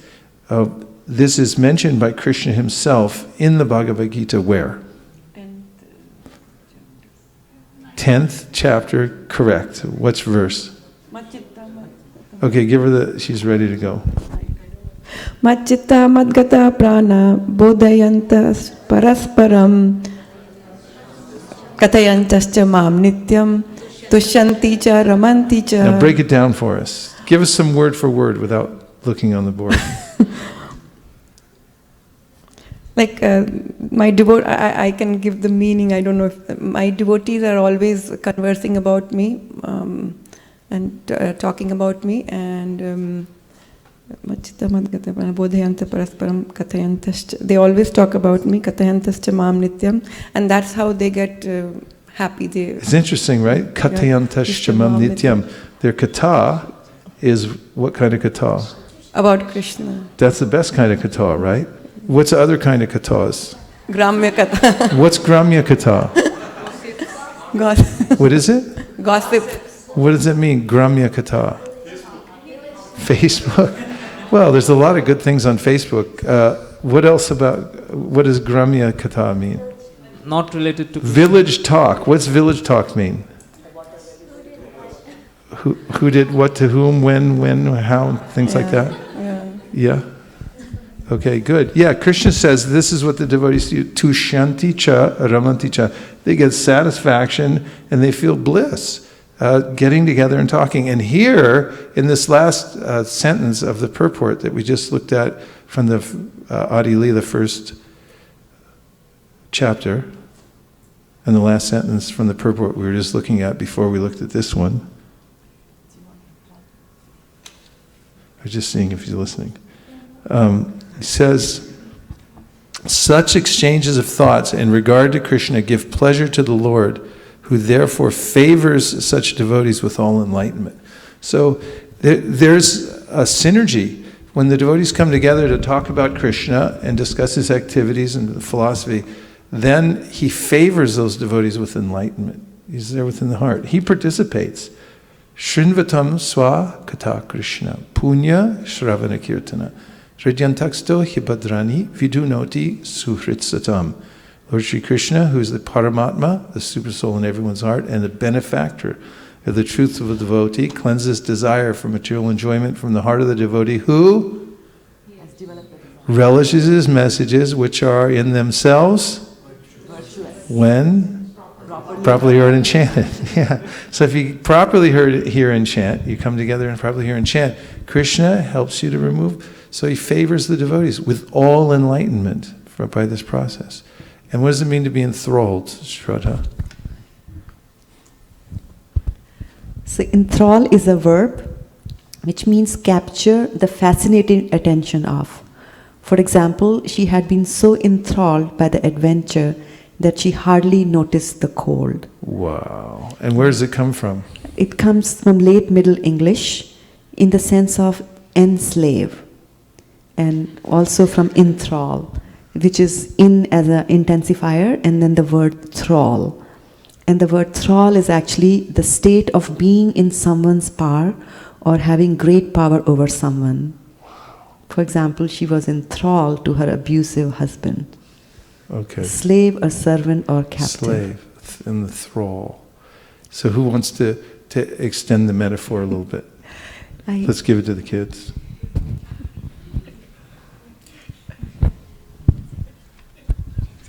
Extrapolate. Feel free to, it's just a conversation. Just be normal.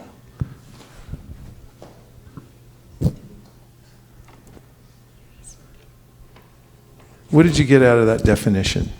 What did you hear in the definition of enthrall that sounded interesting?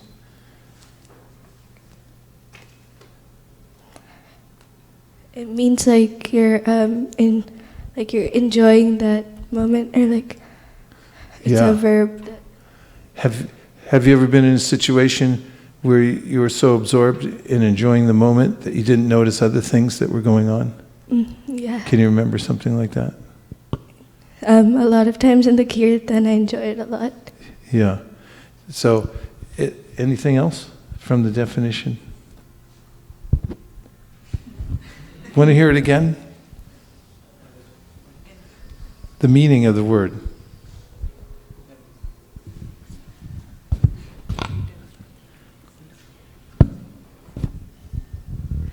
So enthrall is a verb that means capture the fascinated attention of someone. Also used as in the sense of slave or enslave. So the word enthrall, the N comes or in comes from as a used like an intensifier, and the other word was thrall, which is the state of being in someone's power or having great power over someone. Can you relate something from Krishna's Leela about devotees being enthralled? Oh yeah, so yes. When Krishna was lifting up the Govardhan, I think the devotees forgot about all the storms that Indra was doing, and they were just happy that they could associate with Krishna. Yeah, that's a good point. Krishna arranged that because the devotees had been praying to be with Krishna, and they all have different relationships with him, so Krishna can meet the different devotees at different times of the day. For instance, he's with Yashoda, especially in the morning time. She's getting him ready for the day, bathing him, feeding him, dressing him, and very happy to be with him. Then he leaves for the house. In the Srimad Bhagavatam, there's an extended description of how she goes after him about 6, 7, 8 times to ask if he's got his lunch, to warn him about not getting into the sticker bushes, which actually weren't sticker bushes. He was sneaking out at night and getting scratched by his girlfriends, and all kinds of ways in which. And then the cowherd boys are with him when? In the daytime. He goes out in the forest with them, and then he's with them, and then in the village, everybody's waiting for him to come back. There's a description in the Srimad Bhagavatam when Krishna comes back in the afternoon, everyone sees a dark cloud. What is that dark cloud coming that makes them happy? So dust of the hooves of the calves and cows, and they become very happy because they see Krishna's coming back. So all day long, they've been enthralled thinking about when's Krishna going to come back. And when he finally comes back, then he's with his family again. And what about at night? After he comes back and supposedly goes to sleep, then what happens? He sneaks out. Does he ever sleep? Not really. Vrindavan is the town that never sleeps. And so he goes out and he plays with his girlfriends at night, comes back. So in Govardhan, that's the time when he lifted Govardhan Hill, and all the devotees were with him at the same time. And Krishna's exchanging love through his various relationships, in his various relationships with the devotees, all simultaneously. For how many days? Does that constitute being enthralled? Say yes in the microphone. Yes. Thank you very much. There's evidence. So, yes, Shraddha was going to say something. I was also thinking about the last verse in Shikshastakam, where it says, he can do anything that he wants to do with me, but still only he is the Lord of my heart. So it's kind of like a little bit of same mentalities there. Yes, thank you. And who's felt enthrallment in their particular service here at ISV? Yes? Yes. 2 back there, please pass the mic back.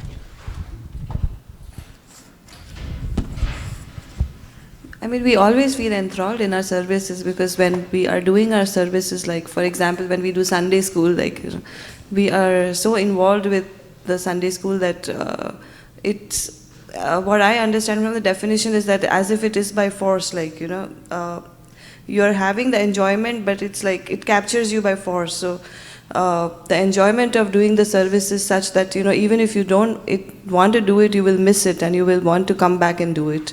So that's how we are so enthralled in our services. Very good. Do you ever get an anxiety in your service, or is it always just complete bliss? Anyone? I was just thinking, Prabhu, that with the enthrallment comes anxiety as well. Yeah? Tell us about it. I just missed being with the kids so much. So when I see them, I'm so excited. But there are times when you have to chastise them, or you have to tell them that you're not supposed to do this and you're upset.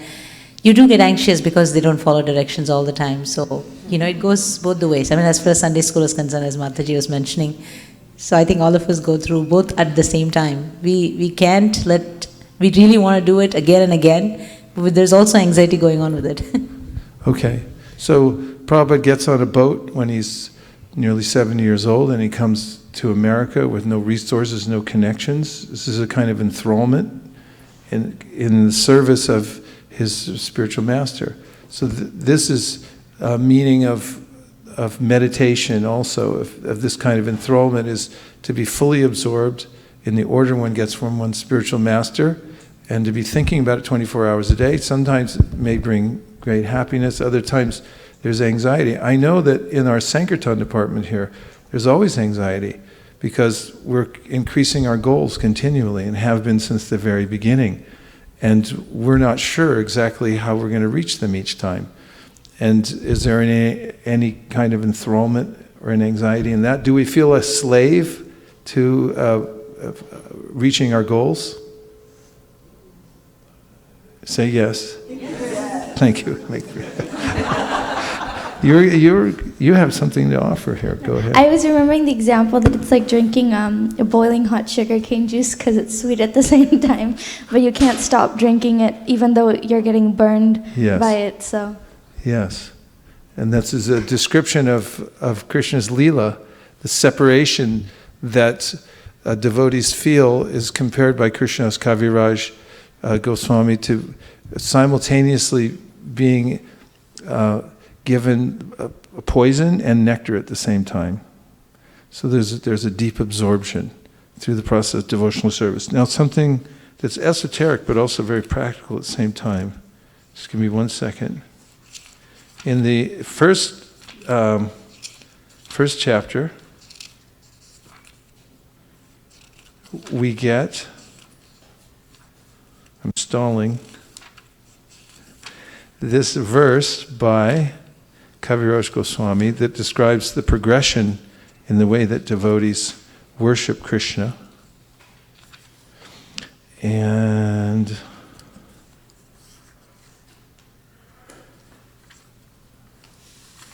it mentions the 3 main deities of Vrindavan. Could you please name them?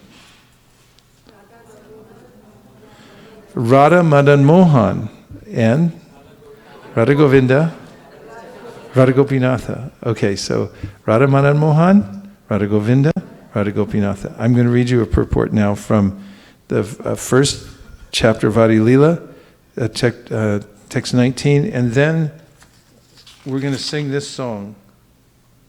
Could you show it to the Ramananda Saka to see if you can find it for us in the meantime?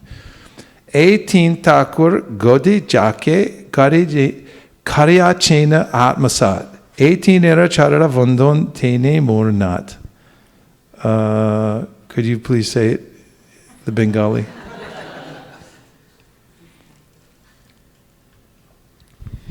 এই তিন ঠাকুর গৌরিয়াকে করিয়াছেন আত্মসাৎ, এ তিনেরও চরণ বন্দন তিনে মোর Nath. Okay. These 3 deities of Vrindavan, Madan Mohan, Govinda, and Gopinath, have absorbed the heart and soul of the Gaudiya Vaishnava, followers of Lord Chaitanya. I worship their lotus feet, for they are lords of my heart. Purport.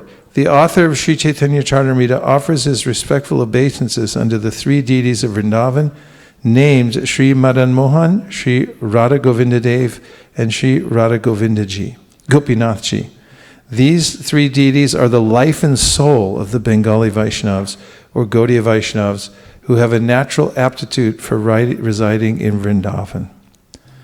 The Gaudiya Vaishnavas who follow strictly in the line of Sri Chaitanya Mahaprabhu worship the divinity by chanting transcendental sounds meant to develop a sense of one's transcendental relationship with the Supreme Lord, a reciprocation of mellows, rasas, of mutual affection, and ultimately the achievement of the desired success in loving service.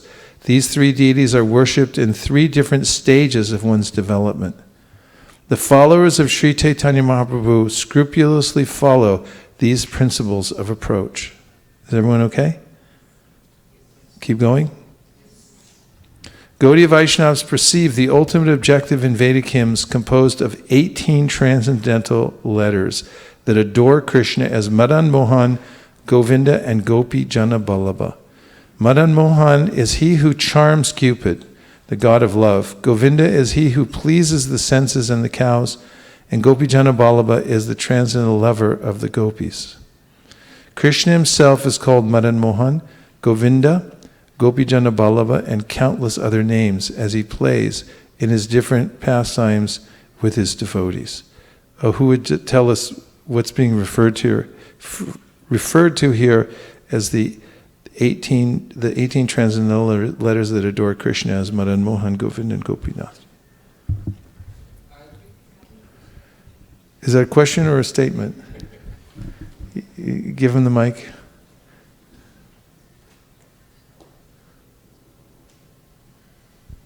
Is that the Gayatri mantra, Prabhuji? Well, yeah. The Hare Krishna Mahamantra. But it's our Sampradaya mantra that we receive, right? It's in the Brahma Samhita, is that the one? It's in the Brahma Samhita, yeah. The one that Brahma. But don't tell anybody, Yeah. because it's secret. Can you say anything more about the mantras, the esoteric mantras? So these mantras are passed down from spiritual master to disciple, and they have the potency. Each of the mantras has its own sambandha, abhideya, and prayojana. So each mantra has certain sections that call out for the three deities, and that's how each of these Gayatri mantras have Madan Mohan, Govinda, and Gopinath, who are the Sambandha, Abhideya, and Prayojana deities for our life. Thank you very much. Do you have more to say? You were going to say more.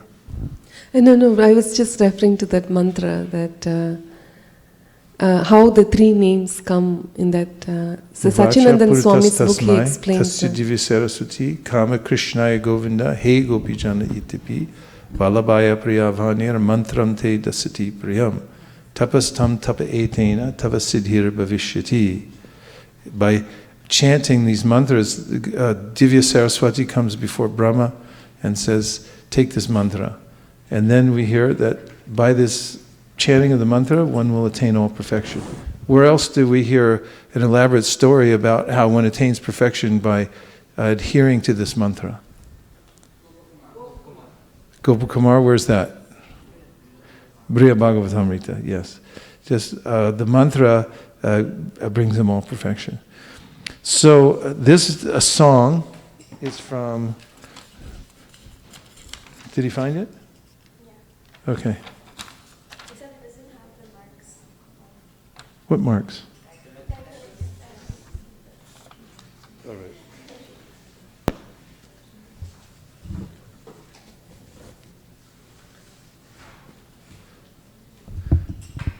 Can we see it?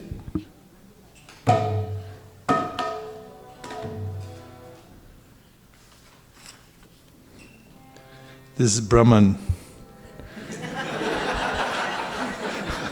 We chanted the wrong mantra. Jaya Radha Madhava Radha Madhava Radhe.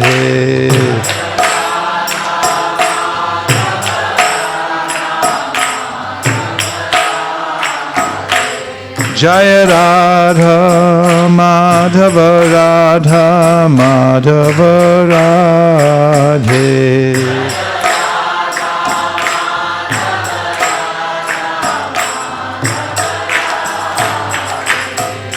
Jaya Devara Prandana He, Jaya Devara Prandana He, Radha Madhava Radha Madhava Radhe.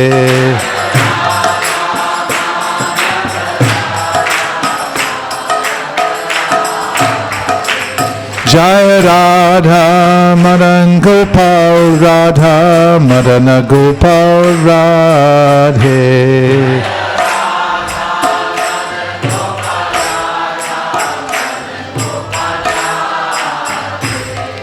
Sita Nathir Prandhana He,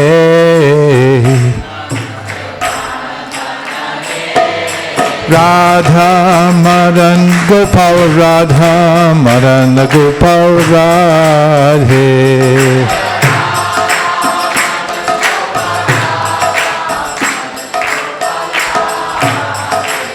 Jaya Radha Govinda Radha Govinda Radhe.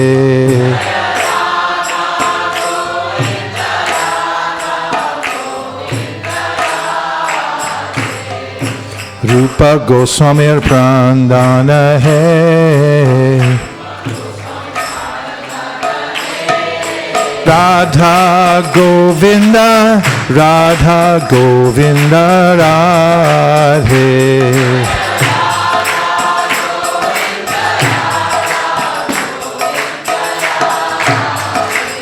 Jai Radha Madan Mohan, Radha Madan Mohan Radhe.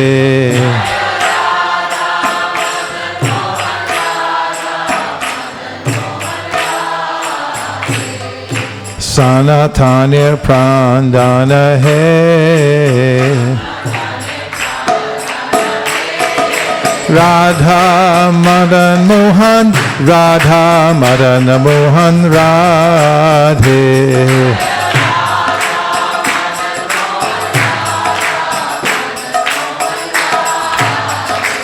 Jai Radha Gopinatha, Radha Gopinatha Radhe.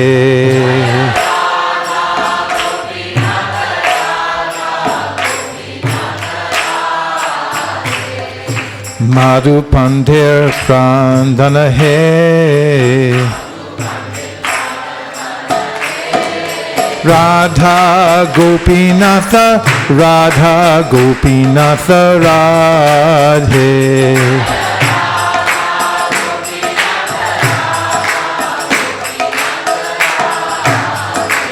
Jai Radha Damodara, Radha Damodara Radhe.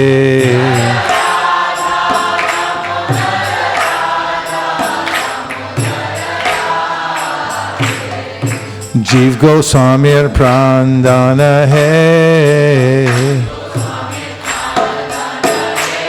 Jai Radha Damodara, Radha Damodara Radhe.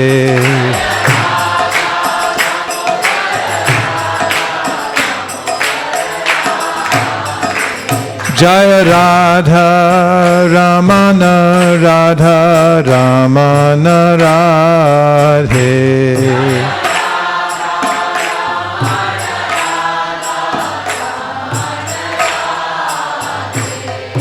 Gopal Bhaktir Prandana hai. Jai Radha Ramana, Radha Ramana Radhe.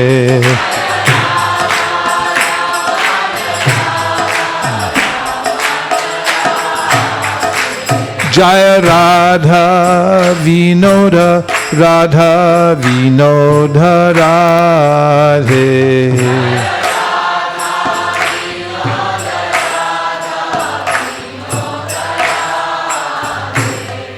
Lokanathir Pranana hai.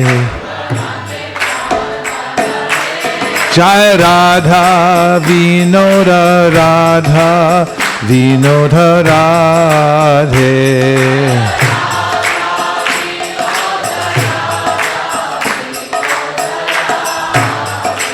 Jai Radha Gokulananda, Radha Gokulananda Radhe.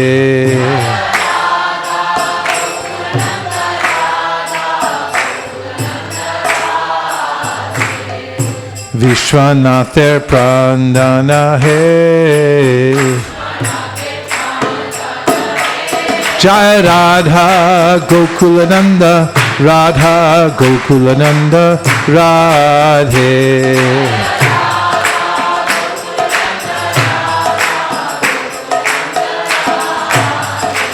Jai Radha Giridhari, Radha Giridhari Radhe.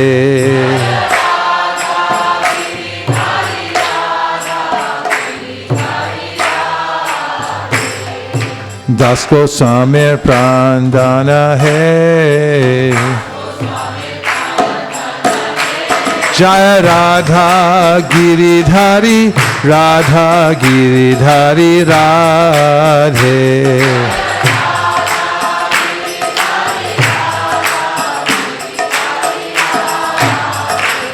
Jaya Radha Giridhari, Radha Giridhari Radhe.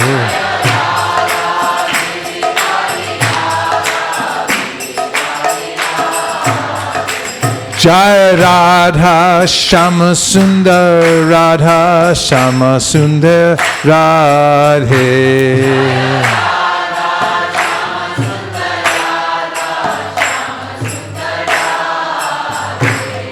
Shama Nandir Prandana Hai. Jaya Radha Shama Sundar, Radha Shama Sundar Radhe.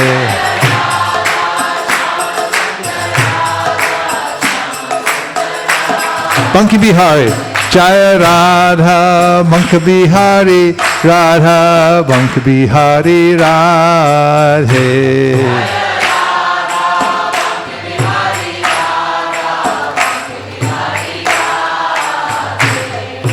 Hari Dasya Prandana Hai. Jaya Radha Banka Bihari, Radha Banka Bihari Radhe.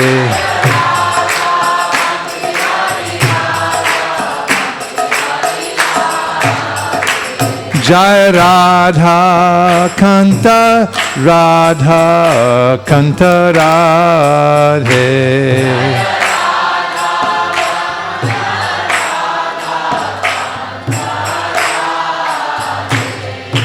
Vakeshware Prandana Hai. Jaya Radha Kanta, Radha Kanta Radhe.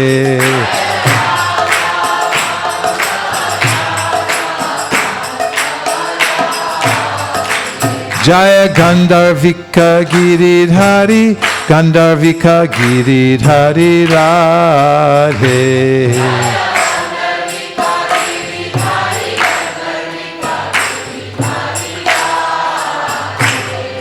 Saraswatir Prandana Hai.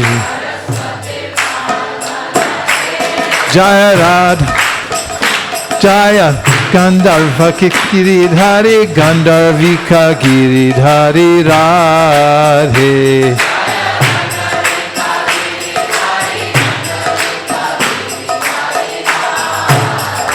Hare Krishna, Hare Krishna, Krishna Krishna, Hare Hare, Hare Rama, Hare Rama, Rama Rama, Hare Hare.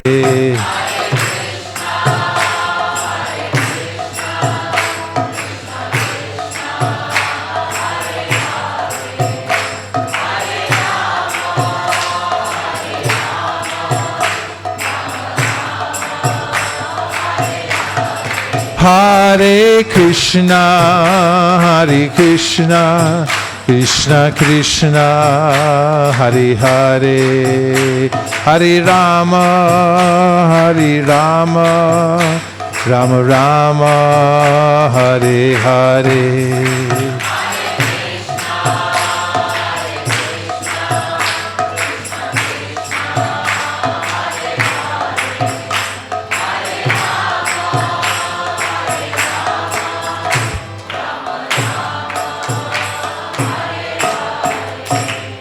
Nitai Gaur Premanande. And now we'll take some reflections. Anything that you heard today from the discussion or from the songs that stuck in your mind you're taking away with you, please reflect it back.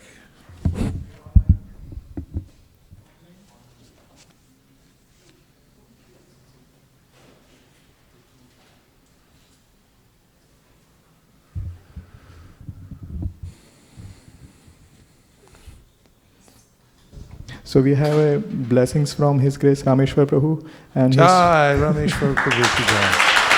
And he's giving his comment. How can any observe, not love, and be completely attracted to this community of devotees?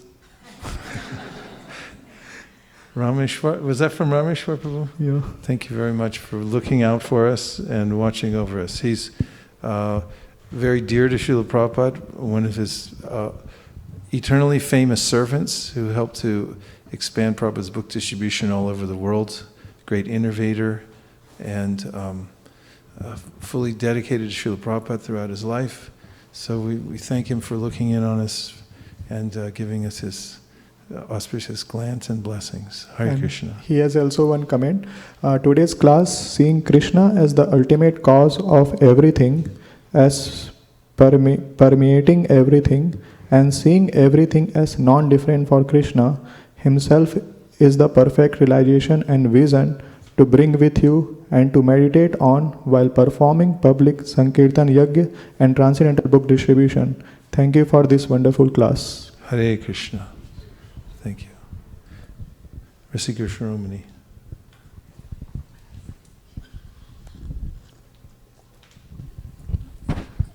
Thank you for singing this beautiful bhajan, Prabhu. This reminded of all the deities that we normally see in Vrindavan and Jaipur. I was reminded like how dear are these deities to these Vaishnavacharyas. Normally, I don't correlate that. Like last week, I was booking the hotels in Jaipur for our Kartik Yatra. I was thinking I was doing it more as a mechanical thing. But now I was thinking, wow, it's going to be so nice to go and see the deities who are so beloved of these saintly devotees. You're the Shivananda Sain. That's a really high service. I was thinking the other day when I was listening to the Chaitanya Charitamrita about Shivananda Sain and how what kind of services you take all the anxiety on yourself so all the other devotees can simply be fully absorbed. It's a really powerful service. And Joy, just mentioning Radha Govinda during Kartik, it's such, when you drive from Vrindavan up to Jaipur to see Radha Govinda, you never leave Vrindavan. Because it's a long drive, and it used to be a really hard drive because there was potholes everywhere. And then you see him fixing it with a coffee can and a little bit of, tar. That's gonna take a millennium to fix the road, doing it that way. But in any case, driving up there is still Jaya Radhe when you get up to. If you go to Delhi, on the other hand, you feel the energy drop.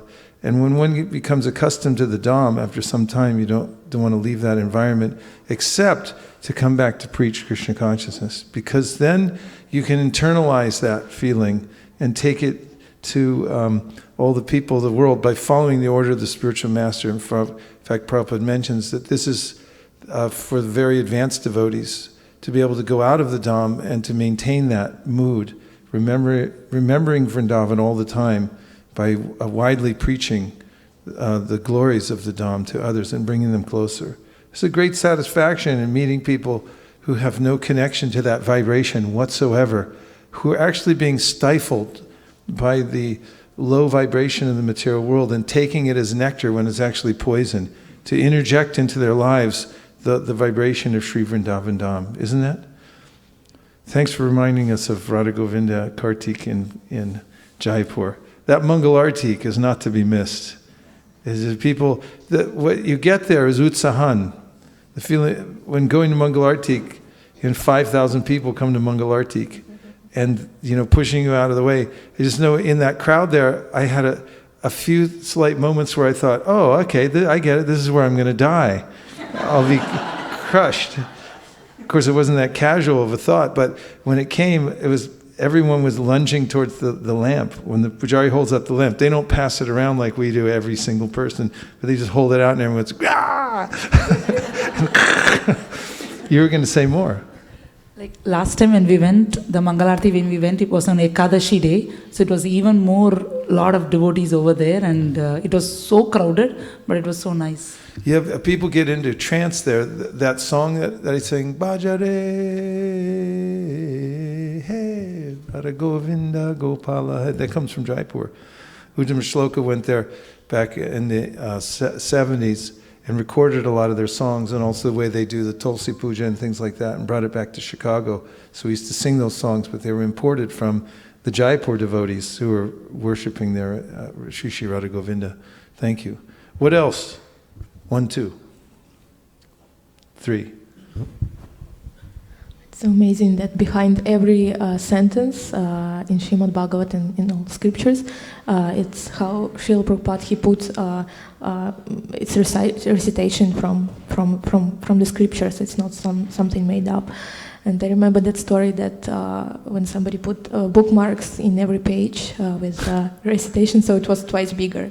Actually, that's so great. So somebody deep put bookmarks at every page? Yeah, like in every purpose. Or yeah. Like and then. Because what's not the bookmark, right? Is that what you mean? Yes, yeah, I mean like bookmarks and with referral to certain parts in the scripture.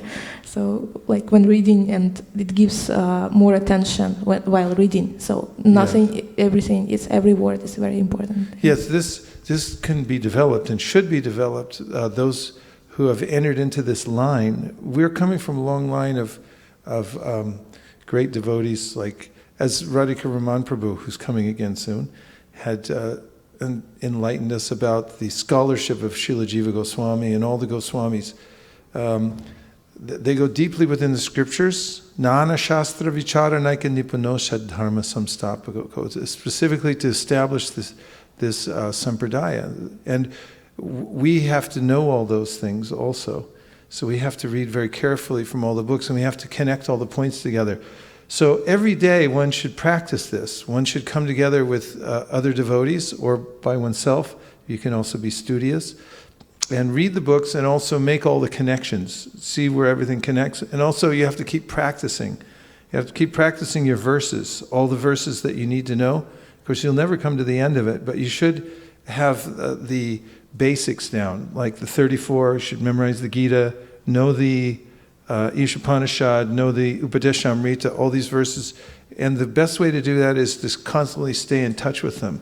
You can also make them visible. One way I've found is you can buy those big, huge Post-it notes, the gigantic ones that people use for seminars. What are those called? Gigantic Post-it notes? Yeah. They have sticky on the back. They're just like a huge Post-it note. You can write verses on there and stick it on your wall. And then when you're walking around in your office, in your house, you can see that. And you'll be able to remember those things. So constantly staying in touch. Yes?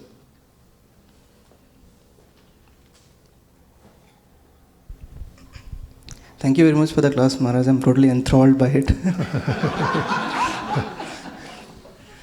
So I like the point about absolute truth and relative truth, and how the relative truth is dependent on the absolute truth. Absolute truth is compared to the sun. Relative truth is darkness, and as well as the reflection of the sun. So all the comparisons, that was really, it struck me very much. What a complete philosophy, right? And then we heard that from the purport of the invocation of the Sri Upanishad, that all forms of incompleteness are experienced due to incomplete knowledge of the complete whole. And this is a panacea because we have complete knowledge. There are other philosophies around the world that teach about God, and they're meritorious, all of them. However, when you have a complete explanation, including all the aspects leading to the ultimate aspect of Bhagavan, and describing Bhagavan in minute detail, who's called Uttama Shloka, he's described in choice verses, then you have something that gives you complete knowledge of the complete whole, and therefore complete satisfaction. Yes? Hare Krishna, Guru Maharaj, welcome back. Thank you. I really like the point where Lord Krishna gave message to Brahmaji and saying that, anything you see which is not connected to me is simply a fake out, basically. So I was wondering, in this material world, we see all these things. And by this message, now we understand that this is all fake out and people are just bewildered by the, illusory energy. So yeah, even the demigods, as said in the first verse of the Bhagavatam, that even the devas are bewildered by this illusory energy. And Krishna is controlling the whole thing. So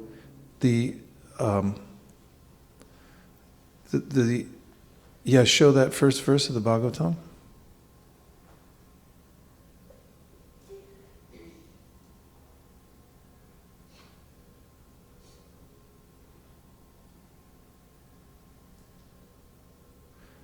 Janmadhyasya yaton vayad itaratash charate shvabignaha swarat. Teni brahma hrida ya adikavaye huhyanti yatsureha. So that verse, adikavaye huhyanti yatsureha. Sureha means the demigods, and huhyanti means they're bewildered. So the energy through which even the great demigods like Lord Brahma become bewildered.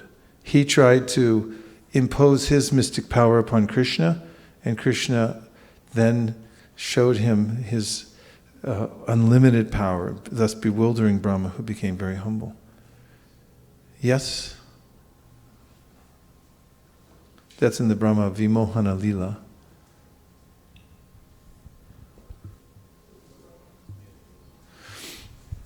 Prabhuji, we sang this song with so many deities' name. So I had one question on that. Can I ask? Okay.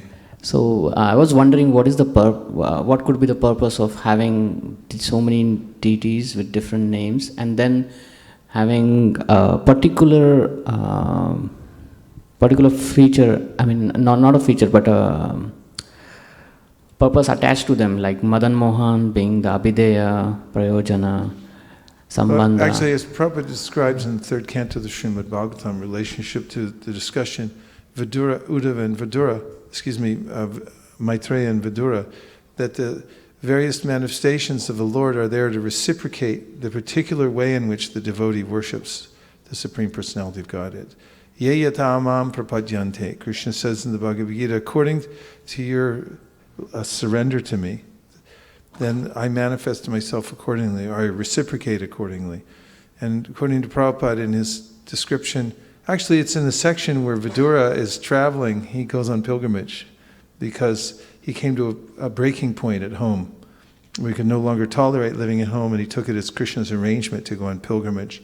And in the pilgrim's journey, he went and saw all these different deities of the Lord, and Prabhupada explains there in a purport that the Lord manifests himself according to the individual desire of the devotee to worship him in a particular way. And this is elaborated upon in the Bhakti Rasamrita Sindhu. There's a way in which when devotees make advancement through the process of starting with faith and then association with devotees and then taking up the vrat, becoming initiated, and then going through anarta nivritti, and then coming to nishta, and then ruchi, and the stages beginning with nishta, one then and then ruchi, one may then detect a particular way in which one wants to worship the Supreme Personality of Godhead, and this is actually coming from the Supreme Personality of Godhead, but the devotee takes it that it's coming from his or her own intelligence. And that's their predilection in the way that they like to worship. But Krishna wants to be served by the devotee in a particular way. The devotee then, that desire grows within the devotee, but Krishna manifests in various ways. So we see that there are devotees, there are deities everywhere. These are actually manifest from the heart of the devotee. For instance, if we look everywhere, we'll see in Laguna Beach, California, in Berkeley, here in Silicon Valley, in Los Angeles, San Diego, there are San Francisco, and coming up soon in San Francisco, there are various manifestations of the Lord in a very intimate way. Nikunja Yuno. These are little kunjas. If you look in here, like what's in there, people may be driving back and forth to work and looking at cubicles all day, and it's like, I wonder what's in that place in there. If you tiptoe in here and peek around the corner, you'll see a little kunj. This is a kunj where Radha and Krishna are having their pastimes. How did this get here? It's from the heart of Srila Prabhupada. He manifests this because he has pure devotion. Therefore, the deity then comes to reciprocate So therefore, along with all these deities that you hear about in this song, then you hear Jiva Goswami, then you hear Vishwanath Chakravarti Thakur, Srila Bhaktisiddhanta Saraswati Thakur, so the pure devotee then manifest these, and their worship is going on demonstratively, and then everyone else can benefit from that. And there's a progression in the worship, and therefore there's a way in which that one approaches the various forms of Krishna at the various stages of one's advancement. And that's all we have time for today, but that doesn't mean we have to stop having Krishna Katha. We can just go on to the next level, right? And in this way, we can follow Srila Rupa Goswami's advice to organize life around the principle of constantly hearing and chanting about Krishna. Whether you're going to work or you're going to the temple, either way you can stay in contact with Krishna. And we thank everybody this morning for joining us on the internet. All of you who have come here to as part of the live studio audience here at ISV. Let's turn to the cameras and say Hare Krishna. Hare Krishna! Thank you very much. And now we're going to have a Guru Puja. We're going to worship the founder Acharya of ISKCON, His Divine Grace A.C. Bhaktivedanta Swami Prabhupada, in a grand ceremony where we offer flowers and a particularly selected song, Guru Vandana. And then after that we'll have kirtan and prasad for everybody in Silicon Valley. Whether everyone comes or not, that's their choice, but we're ready for them at any time. Thank you very much. Nitai Gaura Hari Bo. Hari Bo, Hari Bo, Nitai Gaura Hari Bo, Nitai Gaura Hari Bo, Hari Bo, Hari Bo, Nitai Gaura Hari Bo.